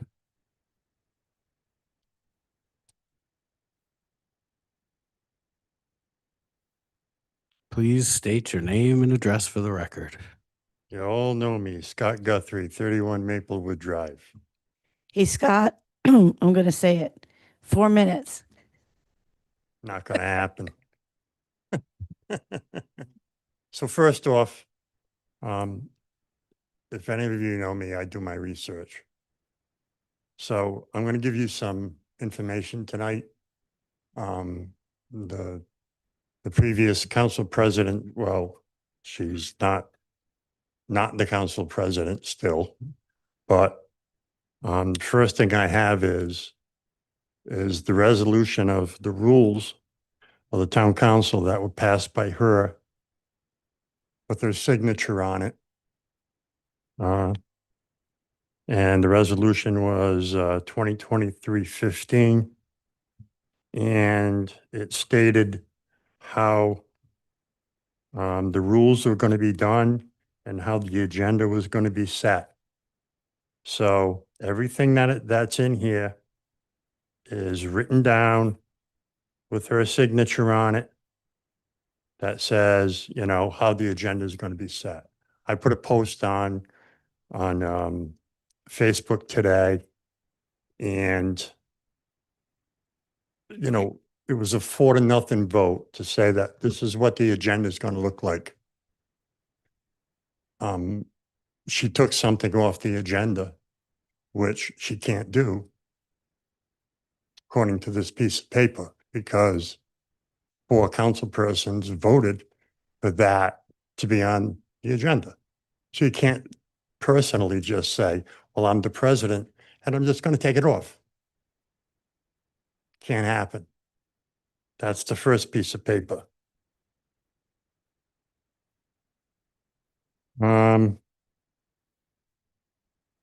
Second piece of paper is agenda and docketed items. This is what you got tonight. 4 pages, 5 pages of it. So I almost lost a friendship trying to explain the difference between the docketed items that were changed as opposed to a simple town council agenda that used to happen 1 page. That's it. That's the whole thing. Public comment included. No big deals. If there was a lot of stuff that you might have gotten 2 pages. So this dates back to September 24th of 2012, by the way, which was my birthday. And tomorrow will be my birthday, and I'll be doing chemo again. So you'll get this to see what it used to look like. I don't know. And this, that was changed to be identical with the city of Cranston.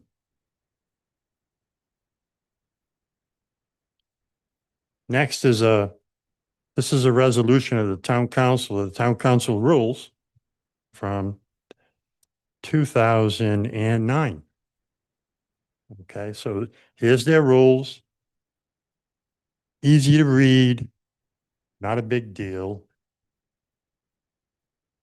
Here's the resolution for, this was under Ann Dixon, 2020. So from 2009 until 2020, no other council sat there and followed the charter and made rules. So I'm assuming what they did is they just took the 2009 ones and said, we'll just do it with that. They violated the charter. You're supposed to, by charter, adopt rules. So a lot of people call me the charter king, and I'm not the charter king. All I want to do is make sure that people follow them. So here are the town council rules from 25 to 27 with Mr. Angel's name written on the bottom of it. Okay. And what they are is a clone. The identical rules to the City Council of Cranston. I don't know how much money that the town of Coventry was charged by the solicitor. Neither do we. All right. To copy and paste something from one town to another town. I did it in 3 minutes on my computer in my basement. So we do have problems with, we talked about unredacted and redacted bills and this and that. I don't know how much time you spent on it, Mr. Angel. I'm just telling you that I spent 5 minutes. And I looked up another thing, and it was a dictionary thing called plagiarism. It includes, but is not limited to, the adoption or reproduction of ideas, words, statements, images, or works from another source as one's without proper attribution. You're a plagiarist. I wrote both. I'm the author of both. There you go. And I wrote the ones in Cranston. You're a plagiarist. I'm going to tell you why. Because the first ones that were brought here, all right, were brought by Hillary.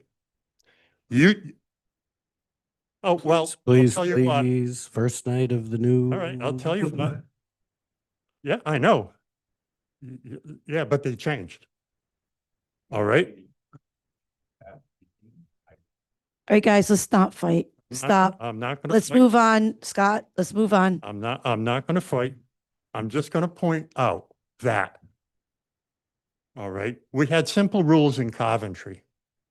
We're a community of 35,000 people, and Cranston is a community of 53,000 people. Well, all right, then we'll take 80,000 people. Fine. To take the rules from one community to another, all right, simply doesn't fit with the population of this community. I served on the last Charter Review Commission, and consistently, you brought up that in 2022, the Charter Commission changed the way that we hire the solicitor from the town manager to the town council. And I stood up here before and I said, I saw no harm. And it caused a lot of harm. It did. It's costing us hundreds of thousands of dollars in legal fees. And some of those we don't know. So our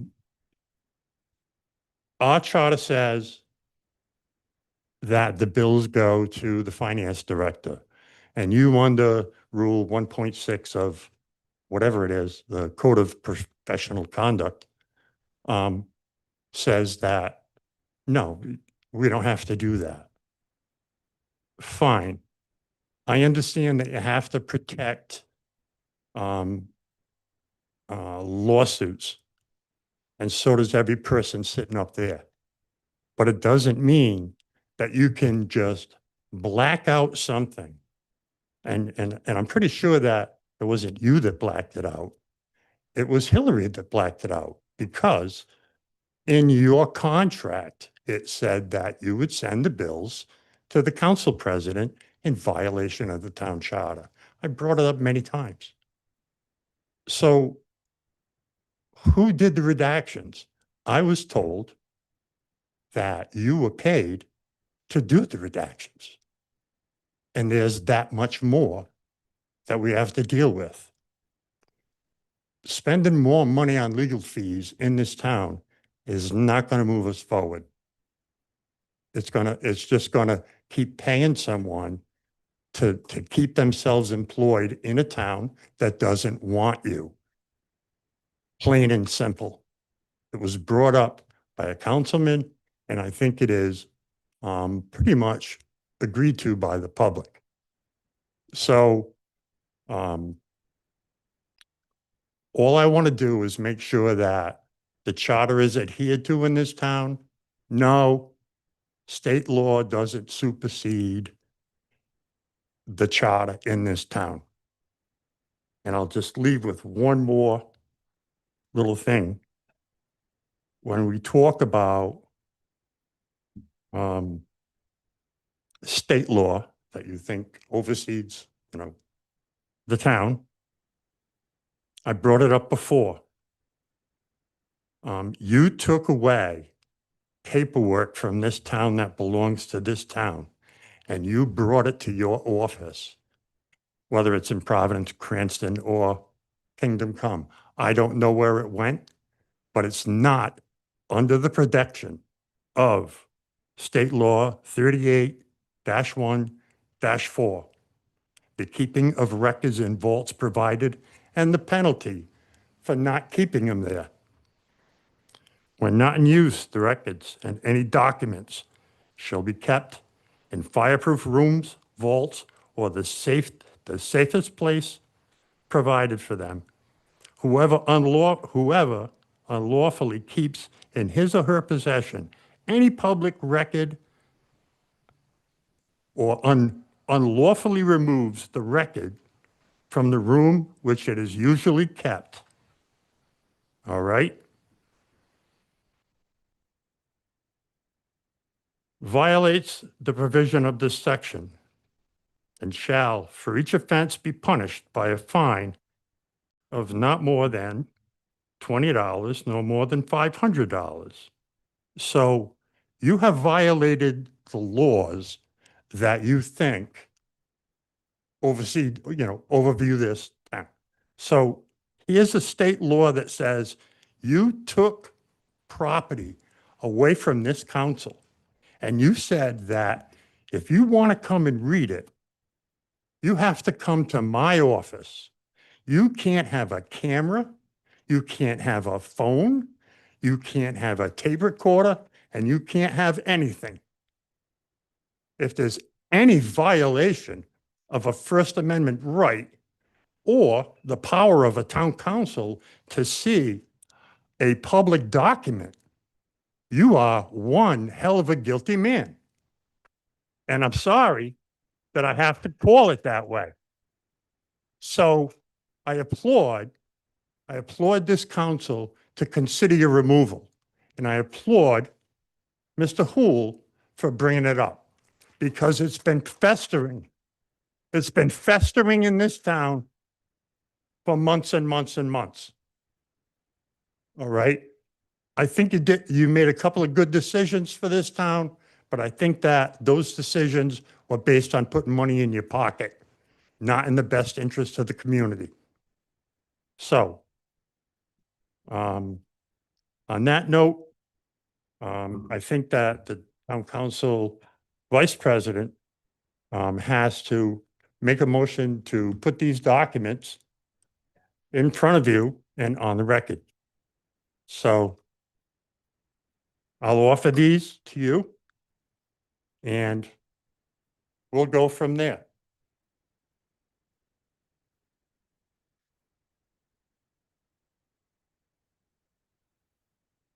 I hope not to see you in 2 weeks. Thank you, Council.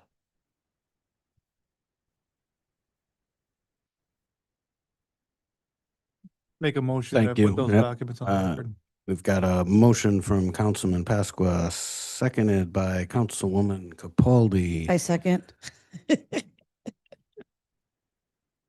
The motion, to clarify, is to add it to the record, Councilman? Motion to add documents submitted by Scott Guthrie on the record. Put on Thank the- you. And that was seconded by Councilwoman Capaldi. Any discussion? Thank you, Scott. We ready?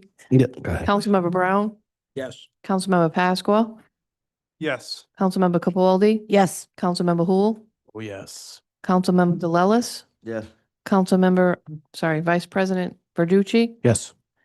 6 in the affirmative, 0 in the negative, motion passes. All right, thank you. Next up, please state your name and address for the record. Bradford Mayor, 360 Hope Furnace Road. Good evening to all the town council members and everyone here in the audience.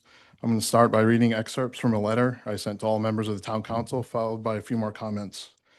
In late 2024, the town requested that the school department explore RFP to potentially reduce healthcare costs in response to a significant budget deficit. The RFP process yielded positive results, identifying a potential savings of up to $1 million. Given the timeline constraints, we moved quickly to notify our existing third-party healthcare administrator of the non-renewal to avoid being locked into another fiscal year under the previous plan. However, the transition to a new healthcare provider raised an issue concerning prescription drug coverage, which led to arbitration with the CTA. This issue also spurred early negotiations that resulted in tentative agreement to extend the current CBA. To provide further clarity, I'd like to highlight a few key excerpts from the arbitrator's findings. The financial challenges the committee faced were quite formidable. It is quite understandable that the committee needed to take decisive action to address the deficit. Agreeing to a new CBA was an excellent approach for the committee to achieve significant healthcare plan cost savings in the middle of the CBA, since changes can only be achieved by mutual agreement. The ratification by the town of the tentative agreement on the new CBA reached between the committee and the union would be an excellent resolution of this dispute. Unless otherwise mutually agreed, such as through the ratification of the new CBA, the school committee shall provide existing prescription drug benefits for members.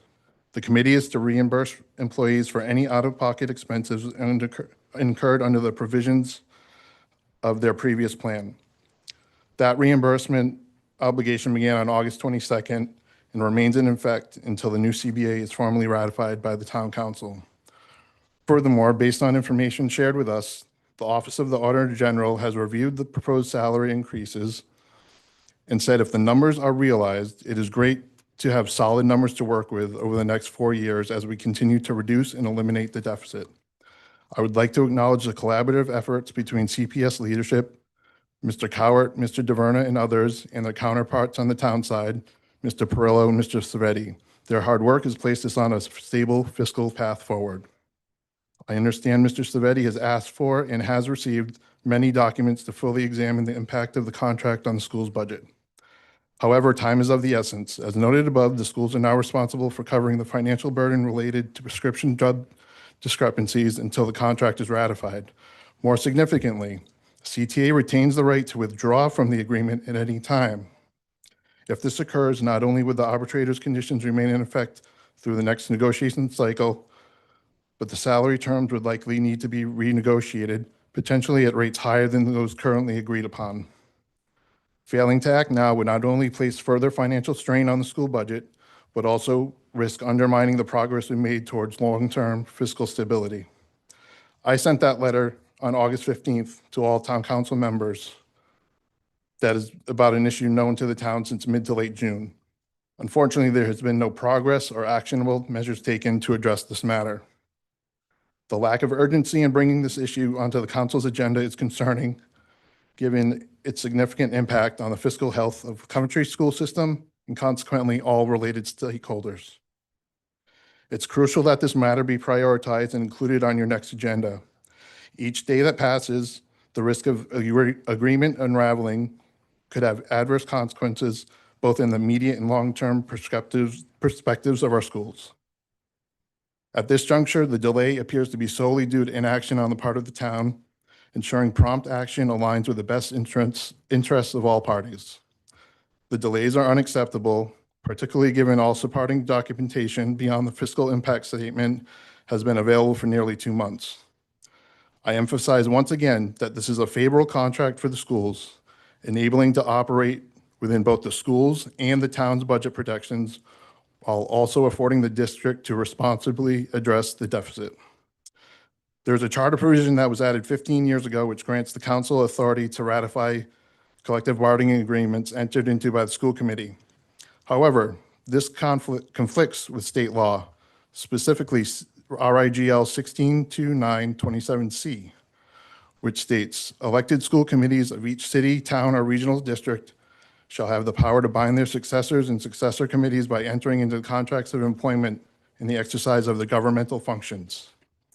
Your current solicitor has reiterated on multiple occasions, state law supersedes local law.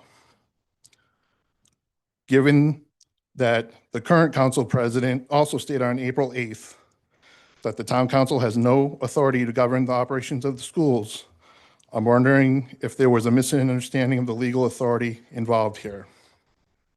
So I just wanted to ask, do any of you know the actual reason for these delays, or will you commit to placing this on your next agenda? It appears that the previous agenda maker was willing to risk significant, unbudgeted, and adverse financial impacts on the schools due to misplaced control issues. Hopefully you are not. I urge you to place this matter on your next agenda without further delay. I did have a copy of this for all of you, but I had to rewrite some of it the last minute, do some developments earlier in the meeting. I'm willing to discuss it with any of you if you need to discuss it further. Thank you for your time and consideration. Thank you.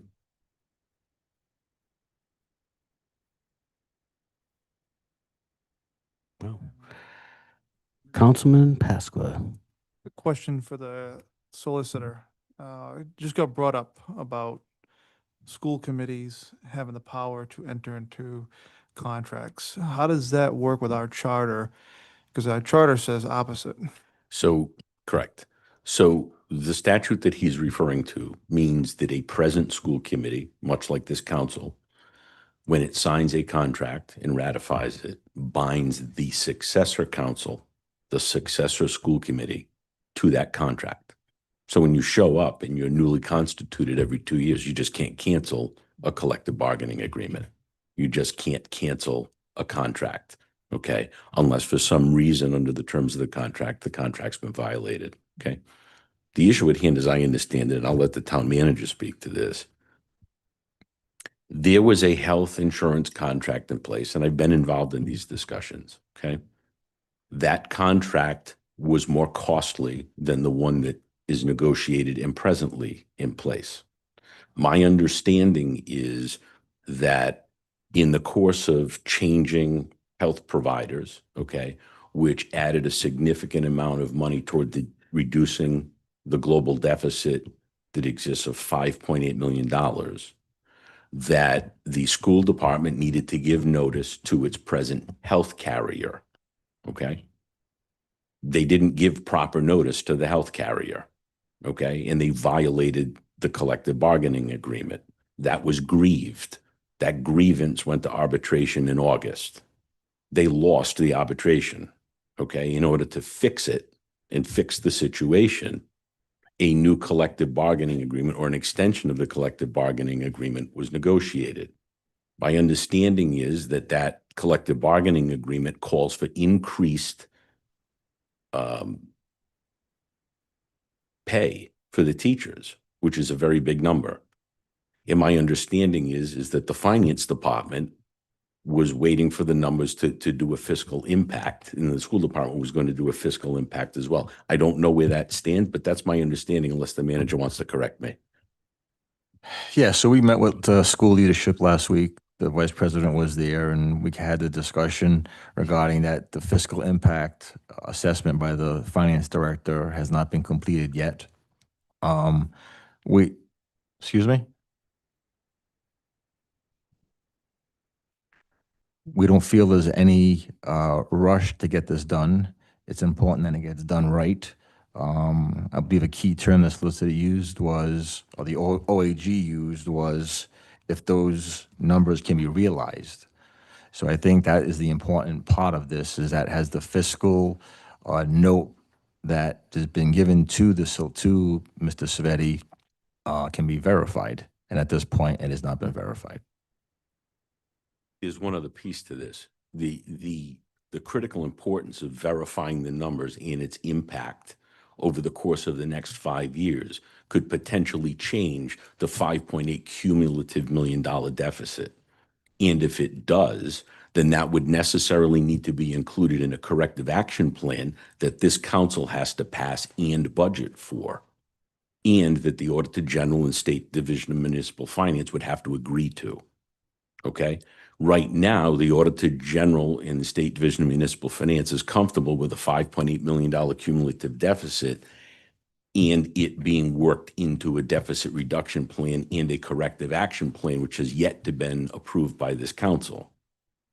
So the point is that this will change or may change that $5.8 million number. And if it does, you don't want to be passing a corrective action plan that essentially you're violating the terms of it right out of the gate.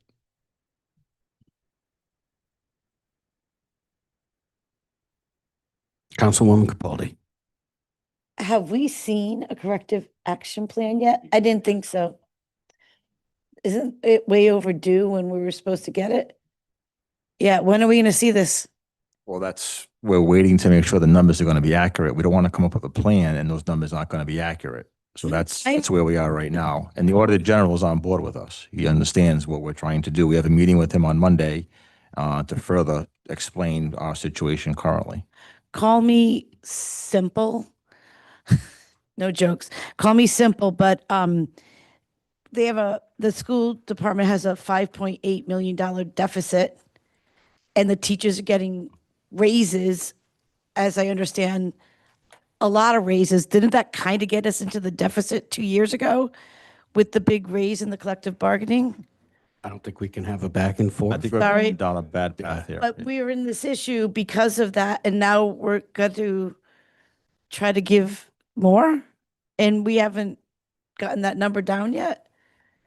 It's not on the, yeah, we'll have to wait to speak about that, but I'm just, that's what I think. All right, continuing on to public comment. Please state your name and address for the record. Gotta wear waders today. James Pearson, 8 Nicole Lane. I had a nice speech written up for you guys, but based on the developments this evening, I'm gonna have to skim through some of this because things have certainly changed. A lot of misinformation being spit out right now. The timeline by your solicitor, completely wrong. The collective bargaining agreement was renegotiated well before arbitration as an effort to avoid arbitration after this was grieved. As someone put it interestingly, the sausage making process isn't pretty. Some things were missed, of course, but at the end of the day, the sausage isn't a bad thing. To Mr. Perillo's point, and talking about the deficit reduction plan, sure, it's not done yet. And it's even further delayed because this contract vote is being delayed. The contract comes in at a lower amount than you were presented with last December during our 5-year projections. We came in under the amount that was projected, under the amount. So yes, it will impact our deficit and our deficit reduction plan in the positive, most likely. Let me get to my statement here. I did have it 3 minutes, but now we might go a little over. Councilwoman Capaldi, I must commend you. You put it very well recently when you said online, our town council is not being governed as it should be by the council for the people, but instead by the president and the solicitor. Even though the contracts have been negotiated in good faith and ratified by the school committee and both collecting bargaining units, they, along with all the supporting financial documentation, have been sitting, gathering dust on the president's and the finance directors and the town manager's desk for 2 months. For 2 long months. The council's rightful authority, your authority, to make a decision has been held back from you. So I ask you to think about this. Why are you being prevented from having an open discussion and a fair vote on these contracts? You just tried to have a discussion, can't have it because this is public comment. Why aren't the council members being trusted to fulfill their duty under the charter? Why aren't you being trusted? Hopefully that'll change in the future with some of the things that are happening here. I have a positive outlook for sure. If the town keeps usurping the school committee's rightful authority, well, I reckon the final say on who holds the power over these collective bargaining agreements will end up in the hands of the attorneys. And that'll be an expensive legal battle none of us needs. Our hardworking taxpayers don't want that, and neither do I. So I urge you, members of the council, to do what's right. Put the contracts on an agenda for a discussion and for ratification.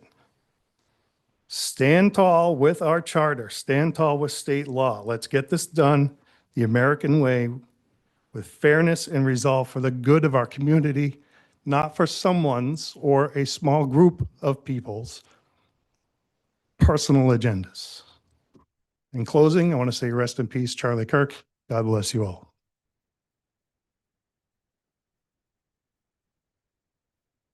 Thank you.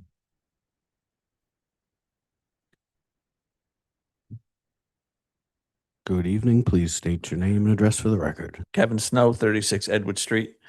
I just want to say it was refreshing to come to a meeting and hear interaction with the council. I'm sure Hillary is home licking her wounds right now and counting her votes. And I ask each member, everyone has their agenda. I get it. All good, I'm sure. You know, we may differ on how to go about it. I ask each member to vote Hillary out at the next meeting, to vote to get rid of Mr. Angel at the next meeting for the good of Coventry, for the good of the citizens. I live in District 3, right across the street from Hillary Lima, District 4, just the way it's lined up. I'm a good friend of Jamie LeBlanc. I went to the State House when they were trying to shove the sewers down our throats and fought with Jamie LeBlanc, who went on the town council for one reason, for the citizens of Coventry. There was no agenda. I just met Councilman Houle tonight, as well as Councilwoman Capaldi. It seems to be very refreshing to actually hear President with a sense of humor, Vice President. I have a good feeling moving forward.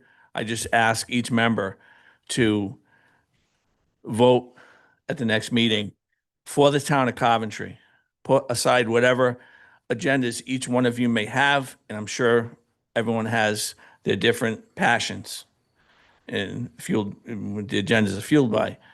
Vote for the town of Coventry. And that's all I have to say. Thank you. Thank you.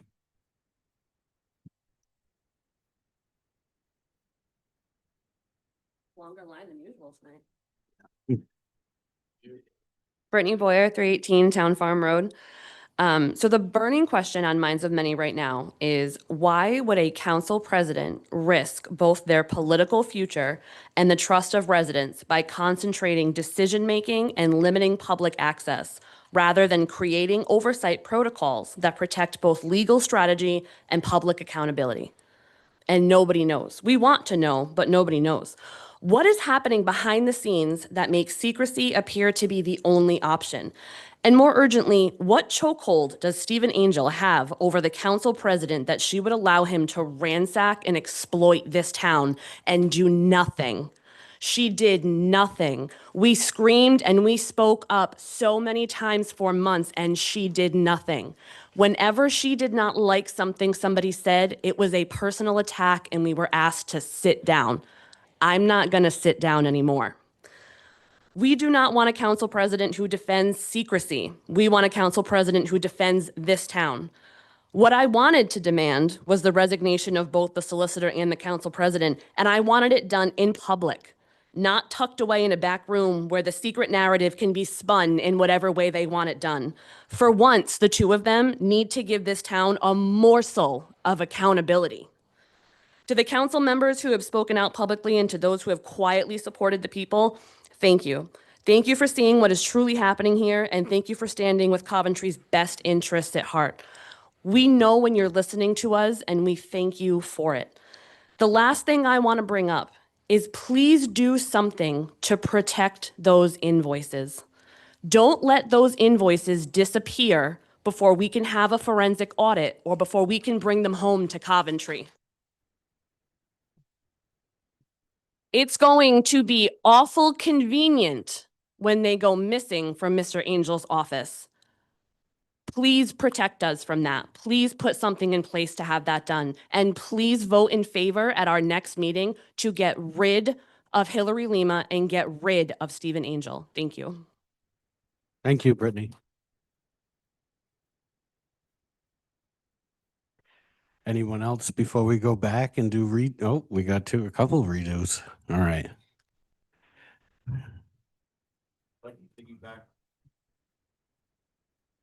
Jason Noon's Fallview Road. I'd like to piggyback on Scott's. This is a 9-page contract for engagement of council attorney and litigation counsel, January 2025, ending January 2027. It's signed by Stephen J. Angel to the Cranston City Council. I'd like you to do that in comparison with our contract. Oh, would you accept it? Yeah. I think we got to make a motion and do that business.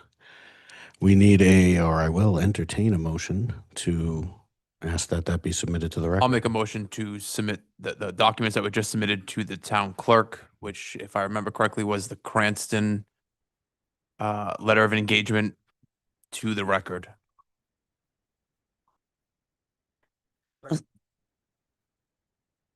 Was that a second? Second from Councilman Pasqua. Discussion. The only thing I'm interested in is seeing if Cranston would provide us a bill for that day that was done. And then if we could actually get the bill for Coventry of when it was done, I'd like to see if we were billed on the same day for the same document. Oh, Councilwoman Capaldi. Are we just looking at are we requesting to get the invoices back that we recently just received, September 3rd of like 7 months of it? Or are we trying to go back farther? That's going to be a totally separate discussion. This was just a motion to. Oh, sorry. Yeah. We need to vote on the submittal of that document. Madam Clerk. Councilmember Brown? Yes. Councilmember Capaldi? Yes. Councilmember Pasqua? Yes. Councilmember Hul? Yes. Councilmember DeLellis? Yes. Vice President Verducci? Yes. 6 in the affirmative, 0 in the negative, motion passes. All right. Is there anybody? Oh, hello. Please step to the microphone, say your name and address for the record. Part of what Scott Guthrie, 31 Maplewood Drive again. You know, I like coming up here because I like speaking in front of you.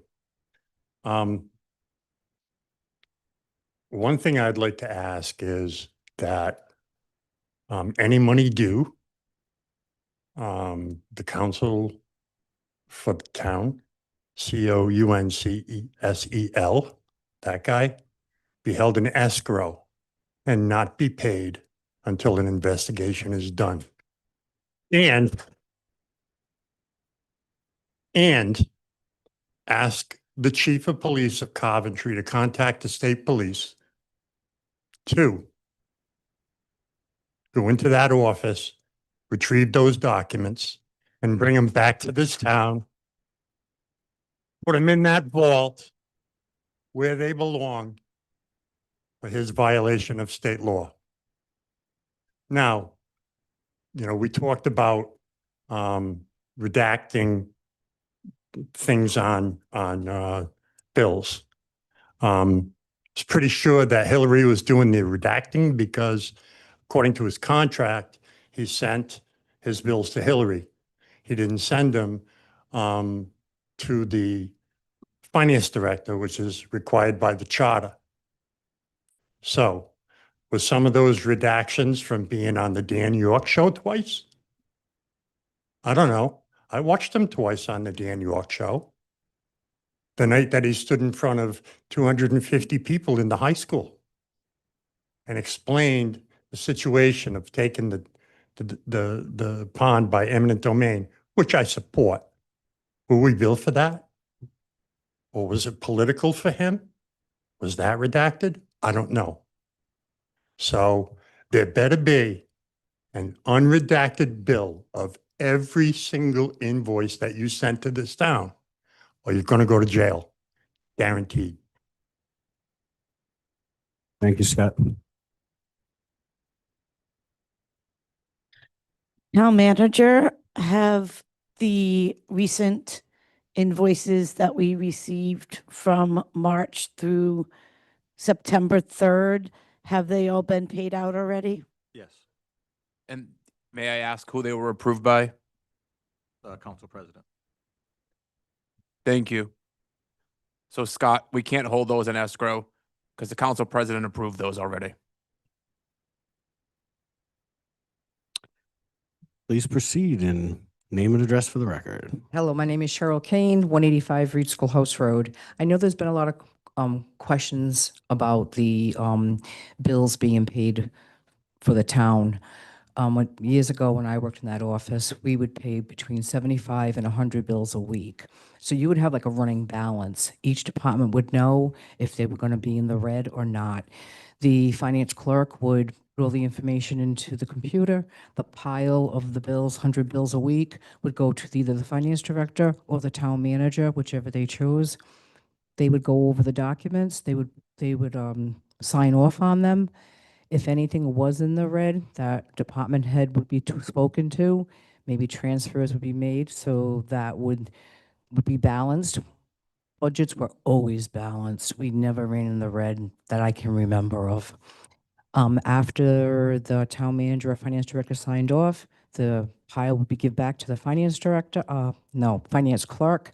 The finance clerk would process the rest of the bills. The bills would then be paid. The checks would be signed off. They would be all given to me, and then I would proofread them. I would make sure there was not in the red, the balance. Also, we would check the addresses and the names, and then they would be mailed out. But like I said, everything was proofread by either the finance director or the town manager, and we weren't in the red. But the bills were paid on a weekly basis. We did not have bills sitting around. They were paid. So you did know what your balance was. The other reason why I'm here is that this chaos has been created by not following the town charter and not enforcing ordinances that have been violated. Once we come back and we start going and we follow our town charter and we enforce our ordinances, I think the town of Coventry is going to come together and we will be, once again, a charming town of Coventry. Thank you. Thank you, Cheryl. I have a question. Councilwoman Capaldi with a question. Town manager, do you get to approve the invoices? No. Okay, just wanted everyone to know that. He doesn't even get to see them, never mind approve them. Thank you very much. Please state your name and address for the record. My name's Lloyd Gale. I live at 356 Camp Westwood Road in Coventry, Rhode Island. My question it pertains to the dam that blocks the water coming out of Quidnick Reservoir. That's supposed to be operated by the YMCA. I live downstream from that. That dam feeds Quidnick Brook. Quidnick Brook no longer exists. It's dry.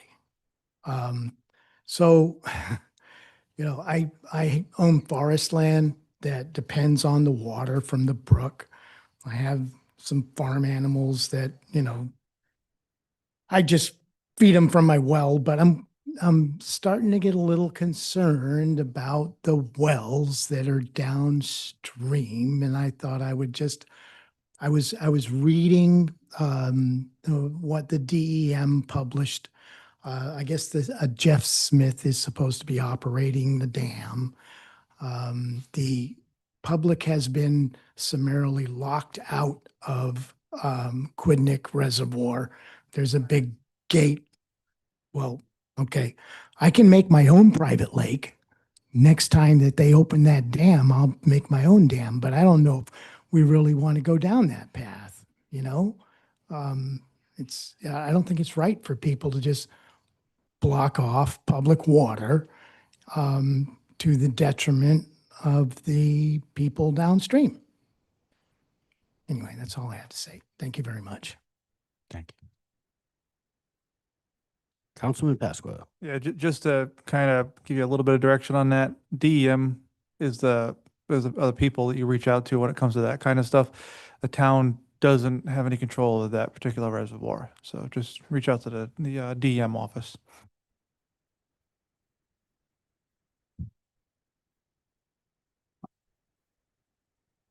Welcome. Thank you. First, Michelle Tugas, 17 Anthony Street. I want to thank Richard. Jamie would be proud. And I want to thank every single one of you guys. It was really nice to see you guys have your voice, and we know that Coventry will be better for it. So thank you. Thank you for that. Appreciate it.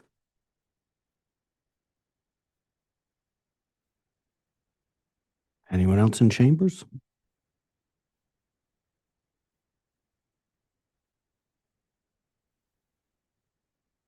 Good evening. Hello. Emil Lavoie, 88 Reed Avenue, Coventry. I wanted to say thank you all for speaking up and giving us back our town. And I wanted to let you know that I shared most of your online statements. Most of you know who I am. But I one question I had was, we talked last week about taking the burden off of Anthony Nardillo about going around the town for code and ordinance violations for too tall grass or garbage all around. Was there any headway made, and what the next steps would be for that? I don't think we can respond directly, but unless the town manager has I think it needs to be a budgetary item next budget for additional manpower for that department. that might be something we want to discuss too, just in general, more specifically on a docket, maybe a quick presentation or something. So I'm open to anything like that. Yeah, basically where we left off, you know, some of those services are, you know, supported by other issues. So I don't want to say too much on a non-docketed item, but point taken, and we'll definitely review that as it's a long-standing issue. Very good. Thank you all again. Appreciate you. Thank you.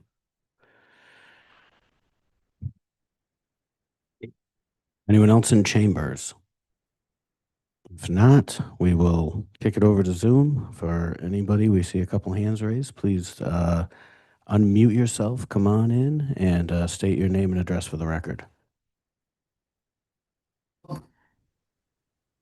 Bye. Hi. We can hear you. Hear me? Did not realize that I was listed under Ollie, which is my son's name. This is Kimberly Shockley, 12 Kingstown Road. Hi, Kim. First of all, just wanted to say, really glad to hear you guys are keeping this public comment. I actually was really impressed by how many diverse subjects people spoke to tonight. And I think it's really easy to be just a survey of one, and sometimes think that whatever you're thinking should happen is the right way, and we have to hear from different residents and different perspectives. So really glad you guys are keeping that. Also, I just wanted some clarification at some point whether the council person for District 4 is being removed from the council or as council president, because it may just be my confusion on that. I didn't understand It's, what you said. so far the discussion tonight has been to schedule it on the next agenda for a vote in leadership. I think any other Okay. changes we might That's need. that's what I had understood. Yeah. So I also just wanted to say, and this is just being able to once again be a survey of one as a former council member. A lot of what you're going to be faced with, just try to think to what end. If you're making change, why are you making that change? Is something going badly, or are you making it based on public opinion? We all joined for valid reasons. I know tonight, people are looking to make a lot of change to the council, but I know I joined because I thought I could do a better job than the person who was in the role for District 5 before me. And other people joined because they had their own ideas for this town, whether on specific issues or more overarching. But just keep in mind, everyone came on for a solid, valid reason. And if you don't agree with methods, you may be correct, but everyone raised their hand the highest, and I think at least initially came on to do their best. You might also find you're going to change your perspective over time. I remember hearing we bought 5 trucks with a 20-year loan, and why would we do that? And I still feel that was a bad choice. But now I know that the council before me thought they were going to have the ability to put money aside every year to pay for some trucks. And the way we used to do our annual budget didn't allow for that. Um, the school's deficit isn't from a contract 2 years ago. It has been something that has been growing over time. And because we didn't have the correct numbers in front of us, no one realized. So you're going to learn things sitting in these seats that probably most of the town members of this town don't know, not because they're unintelligent, just because it's not public knowledge. Also, the last solicitor, when I was on the council, was ejected in a blaze of glory as well. So just keep in mind that you don't want to find a criminal and then look for a crime.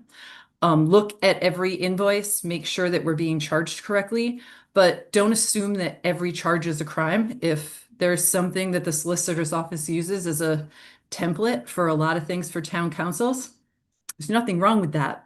How they should charge for that, I don't know. Just don't make everything a crime in an effort to punish a thought of criminal. It's really, I'm just trying to give perspective. I haven't been on a lot of these calls since I left town council. I've got to admit the breathing out has been nice. But also keep in mind, people are always going to vote for change. So be careful what you put out there as change. And people not on the town council are also a survey of one. So just because someone says something's a problem, make sure you investigate and make sure it is a problem before you go out to try to change it. I really appreciate everyone raising their hand and being on this town council. I've been watching for the past few months and it does not look like an easy ride. But I guess if that's the one takeaway I could give, it's don't make change for the sake of it. Just really try to learn from those on the council now and those before you. And it sounds like the town manager is really taking the reins and leading well. So I'm glad he's there for that consistency. And once again, thank you all for keeping public comment. Thank you for your comments, Mrs. Shockley. Next up on Zoom. State your name and address for the record.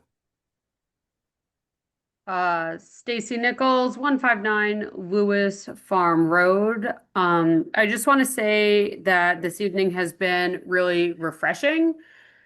I've heard comments I've agreed with and comments I have not agreed with, but I think it's the discussion between town councilors, which is really what people are looking for. I don't think anyone is looking for some magical answer. I think we're looking for different perspectives so that we can find a middle ground that is going to serve the majority of the town, because there's never going to be a solution that is 100% what everyone wants. I think everyone can agree that there are definitely some things that need to be changed. And as the last speaker said, just changing something for the sake of change isn't always the right answer. And I want to acknowledge that, there's been a real lack of participation. I know there's been a huge call to try to get people on the Charter Review Commission. But there's been a really real fear among citizens about speaking up out of concern for possible retaliation. And that's really kept a lot of voices silent. And whether you agree with me or you agree with someone else, a variety of perspectives is really what's going to help set the tone for this town. Discussion is what shows a willingness to listen and creates a more open environment where residents can feel that their voices matter. And I think this is honestly the first town council meeting where I feel like this has happened. I just want to applaud your commitment tonight to listening and engaging with the community to help rebuild trust. And that it has not gone unnoticed on my part. And I just want to express gratitude. I know I've butted heads with a few of you. And, I don't think that's shocking. People, everyone is entitled to their opinions. But having people who are vocal in town and be passionate about things can be a great ally. People who are willing to fight for this community, to bring great things to Coventry, people who believe in this town, who believe that we can get back on track, that we can bring great businesses here, that we can get our finances in order. Those are the people that you want to be allied with. Even if they share different opinions. But I just want to say again, I really appreciate all of the town councilors tonight. You really stepped up and stepped out, and that did not go unnoticed. Thank you, Stacy. Anyone else on Zoom? I think I see a hand. Please unmute yourself and state your name and address for the record, please. Good evening, Drake Patton from Cranston, 684 Natick Avenue. Nice job, Coventry. Wish we had a little you over here in Cranston. I'm speaking tonight because we have had a not dissimilar situation in our city, as I'm sure you are aware.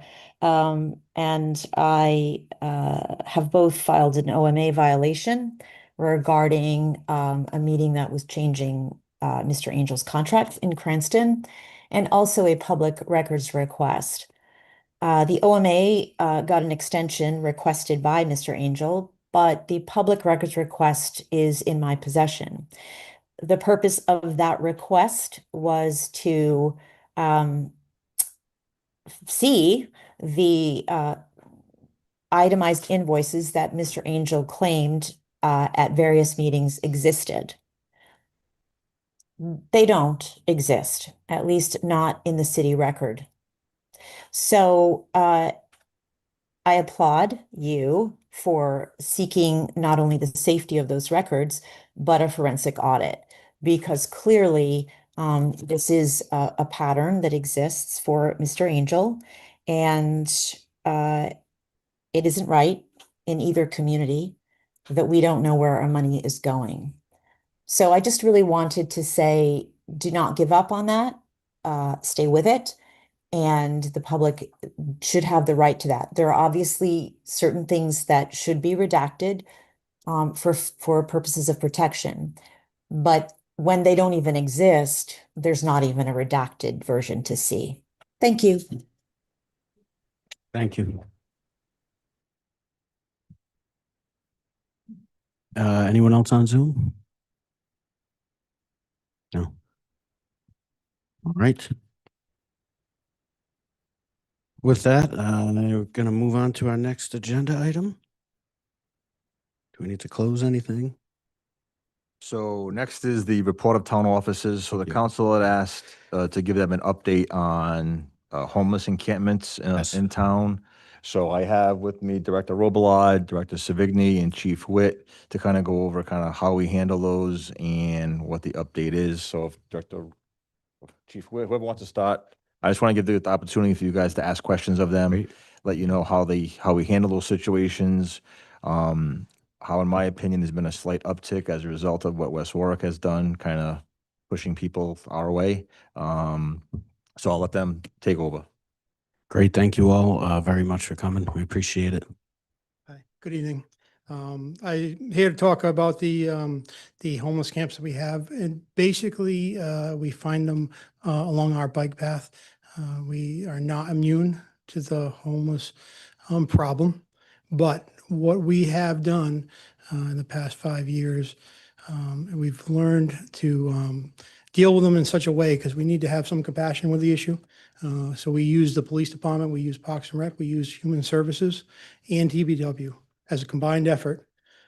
First, we will make contact with the people, attempt to move them along. As we do so, we want to offer them any human services that is possible, because that's the only thing that's going to stop the problem. Once they do move along, if they do accept the services, I'll let the other directors talk more about that. Then we can clean up the area. So Parks and Rec, DPW will come in and clean up the area. In the past, we do find some hazardous materials in there where it required some significant money to do that. Luckily enough, this year we haven't had to do that.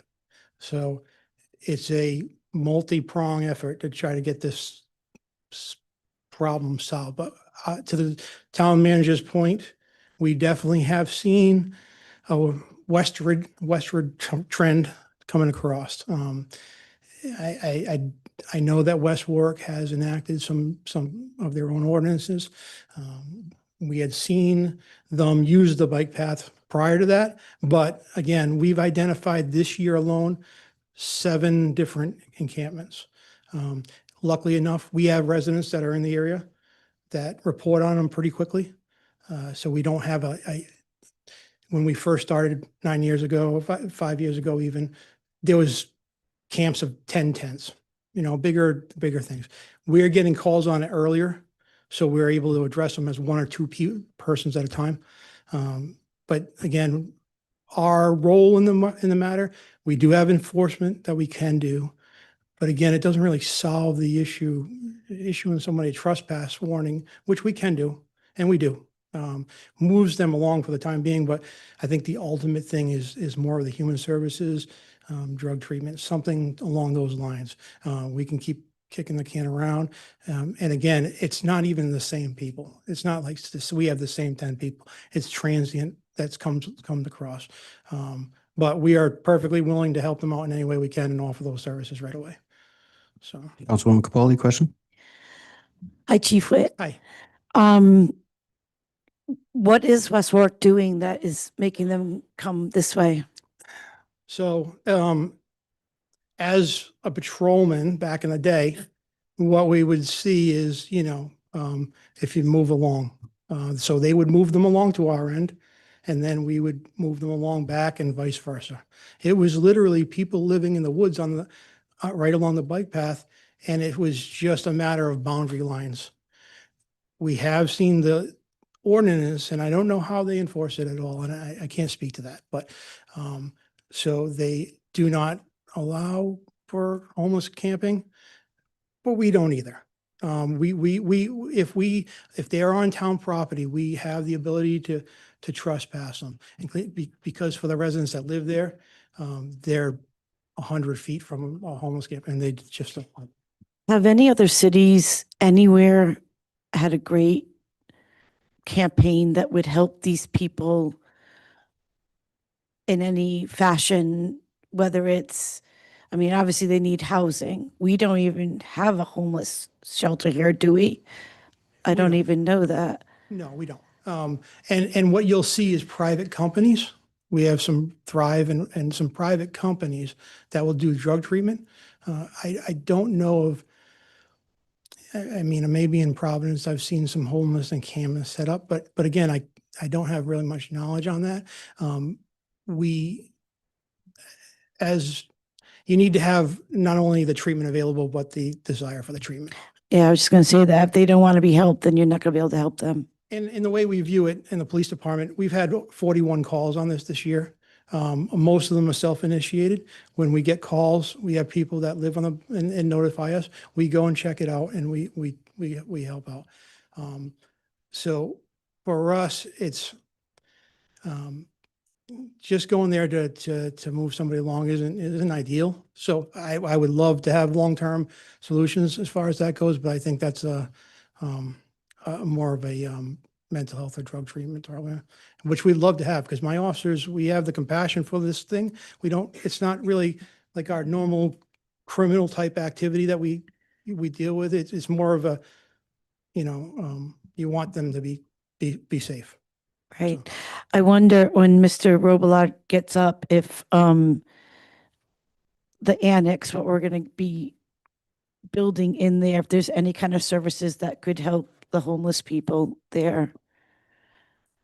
I'll let Director Yeah, Robillard address right. that. Thank you. Yeah. Thank you, Yeah. Chief. One more question for you, Chief. Without saying exactly when and where, we do have some capacity to be a bit proactive on the bike pass as far as patrol. Yes. What we have available and we used this summer was bike patrol. So we have that available. We've developed, people will, from that area, have my email, have other officers' email. We get the information very quick. The directors get emails. So we get the information pretty quickly. They contact us. And in fact, we were out today on one. And last week we were out in the middle of the night checking on another one. So we're very responsive, and we do get a lot of tips on these. So Thanks, Chief. Mhm. Thank you. Okay. Thank you, Mr. Robillard, for coming. Appreciate it. Good evening. It is an interdepartmental collaboration. I think that's a really important piece. It's also our community partners like Thrive Behavioral Health. I actually I'd like to give you this. It's a street sheet that we give to the officers when they're involved with folks. Our social workers also go out with the police with frequency to encampments, obviously for safety and for interacting with folks that may want services and may not. And I think that is that around substance abuse, mental health, and also past experience in shelters. And I think that's something that people don't realize in the day-to-day stuff that we deal with. We also are out with fire and rescue with frequency as well. I know that a couple of the councilmen have absolutely dealt with this issue on the emergency services end as well. And we try to collaborate as much as we can. We do all get calls. I can tell you the manager contacts the department heads with frequency on any reports that he gets so that we can go out and address them. But I think this is kind of an important piece. My staff have put this together. It's in our newsletter too, so that it's not just when you're in crisis, but it's an important thing to have resources and give people resources and also connect them to those resources. And to answer Councilwoman Capaldi's question, our goal is to have behavioral health and all those services within the space at the annex. So it's here in town. You don't have to go out of town to get it. There's many other things that are happening there. I'd love to talk about that, but not tonight. But I do want you to have this because I think it's a resource that if your constituency need to get resources for folks, that they're here as well. Yeah, so the annex won't be a homeless shelter per se, because obviously based on the contract we have with the state, there has to be programming in there for education, health, and workforce development. So contractually, we cannot put a homeless facility or homeless location inside that annex as of right now. So I think the best we can do, like Director Robelot said, is offer those services to those that need it in a convenient way, in a way that's much more accessible than it is now here in Coventry. And I really think that's going to be a new hub for the town going forward. Thank you very much. Just for everyone's awareness too, that paper you guys put out has more info than Projo most days. Your newsletter is. It's updated every month, and I'm really proud of that work. I See should be. Folks at the state level are using ours as a model, so. I'm not surprised. Very good. Thank you very much for that. I just want to say to the audience that if you want to see this, you can go on to, what is your website?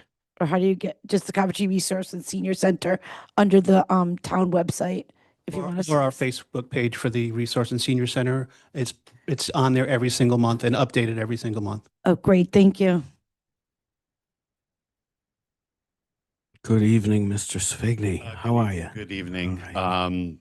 Well, I guess in this presentation, as with this endeavor, we're on cleanup duty. So I'm on cleanup on here, batting cleanup. So where we come in as maintenance is after everything's pretty much, we get notified by residents, we get notified by CPD, the town manager, we get notified by different entities that there is an encampment. By the time we get there, everyone's gone. Or if they're not, we call CPD just to make sure that they're gone. We have a great relationship with them. They've been very responsive.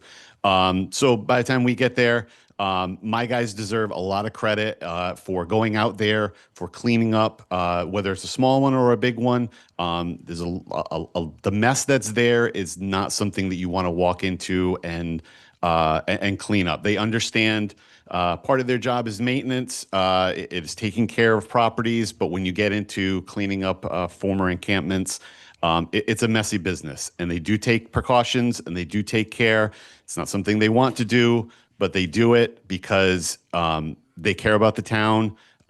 We do it in an expedient manner because we realize that we have pride in our facilities. We want to make sure that blight is taken care of. We want to make sure that areas are safe.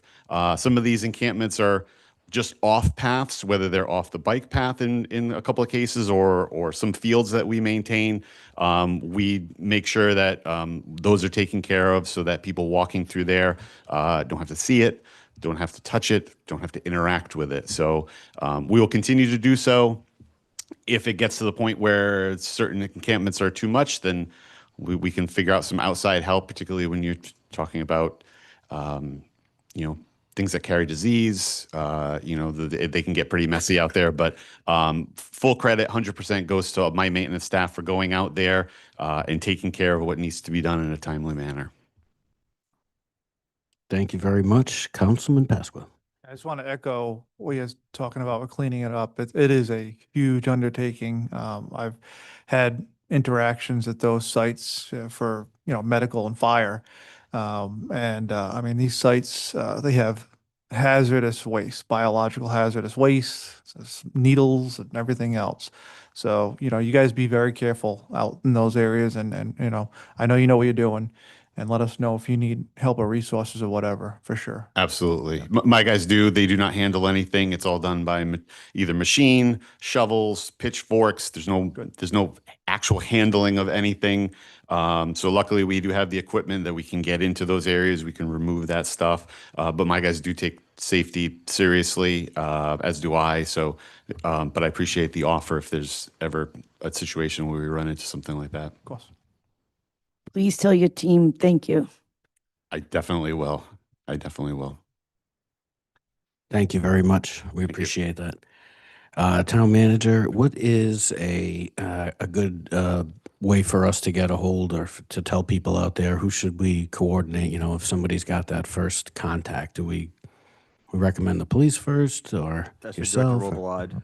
Director Robelot's team would be the first point of contact, I think. Obviously, once it's a safe situation, which the police will do. But normally, if it's anything related to services, I mean, his team is remarkable on getting whatever service is needed to that person in a timely manner. Understood. Since we're being so cooperative tonight, it might be a good idea for us to get together maybe with some the other budding towns. Obviously we want to dive into what they did legislatively, but Actually, we have a meeting with West Warwick on Wednesday regarding the bike path and e-bikes and how they're terrorizing some parts of the West Warwick, Coventry area. So we're meeting with the West Warwick officials Thursday morning to do some collaboration. okay, yeah, might be a good idea to get this on something too, where we can at least have a regional discussion on all things happening on bike paths. Gotcha. All right. Thank you very much, gentlemen, for that. Appreciate it. Next, we're moving on to resolutions. First up, 2025-99 pavement markings for the Annex Community Learning Center.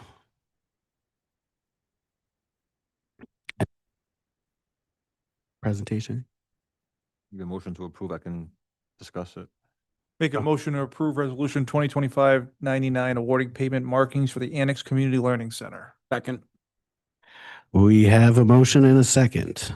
So this is a Discussion. RFP that just went out recently as part of the Annex project that we were just talking about. So the new curbings are all in place. Most of the asphalt is down, and now we need to have it all marked for the new parking lot to the rear of the building and the side of the building. So Director McGee went out to bid, and Safety Markings was the low bidder, and we're asking the council to approve this appropriation of $2250, which will come out of the $4.5 million we're getting from the Annex. Discussion or questions? Okay. All right, let's vote it. Councilmember Brown? Yes. Councilmember Pasqua? Yes. Councilmember Capaldi? Yes. Councilmember Hul? Yes. Councilmember DeLellis? Yes. Vice President Verducci? Yes. 6 in the affirmative, 0 in the negative, motion passes. All right, next item, 2025-100, approving the release of the bond for Cedar Creek Phase 2. We will entertain a motion and get some discussion. Motion to approve resolution 2025-100 approving the release of bond for Cedar Creek Phase 2 in the amount of $18,373.43 from May 22nd, 2024. Thorough motion from Councilman Pasqua. Second. Seconded. Councilman Brown. Discussion. So if the council recalls, you guys approved last month on the July 23rd release of 18,373, and while we were processing that, the developer realized that he never received his payment for the May 22nd, 2024 phase that the Planning Commission had approved the reduction. So in order to make him whole, we're asking the council to approve this 18,373.43. Normally, a middle phase does not go in front of council. Usually it's just a final phase. But because we missed this last year, we just want to kind of just make sure that we're all on the same page and have the council approve this as well. I didn't want to cut a check for $18,000 without the council knowing about it. So that's why this is here. Like I said, you guys don't approve anything that's reduced in the middle of a project, but in this particular situation, we are asking for your approval to make this developer whole. And the Planning Commission has approved as far as all the Yes. requirements? Yes, they have. Understood. Questions from the council? We're ready for a vote? Councilmember Brown? Yes. Councilmember Pasqua? Yes. Councilmember Capaldi? Yes. Councilmember Hul? Yes. Councilmember DeLellis? Yes. Vice President Verducci? Yes. 6 in the affirmative, 0 in the negative, motion passes. All right, I think we've reached that time of the evening. No more items. Motion adjourned. Time to go. I will entertain a motion. Motion by Councilman Pasqua, Second it. seconded by Councilwoman Capaldi. Thank you all. We stand adjourned.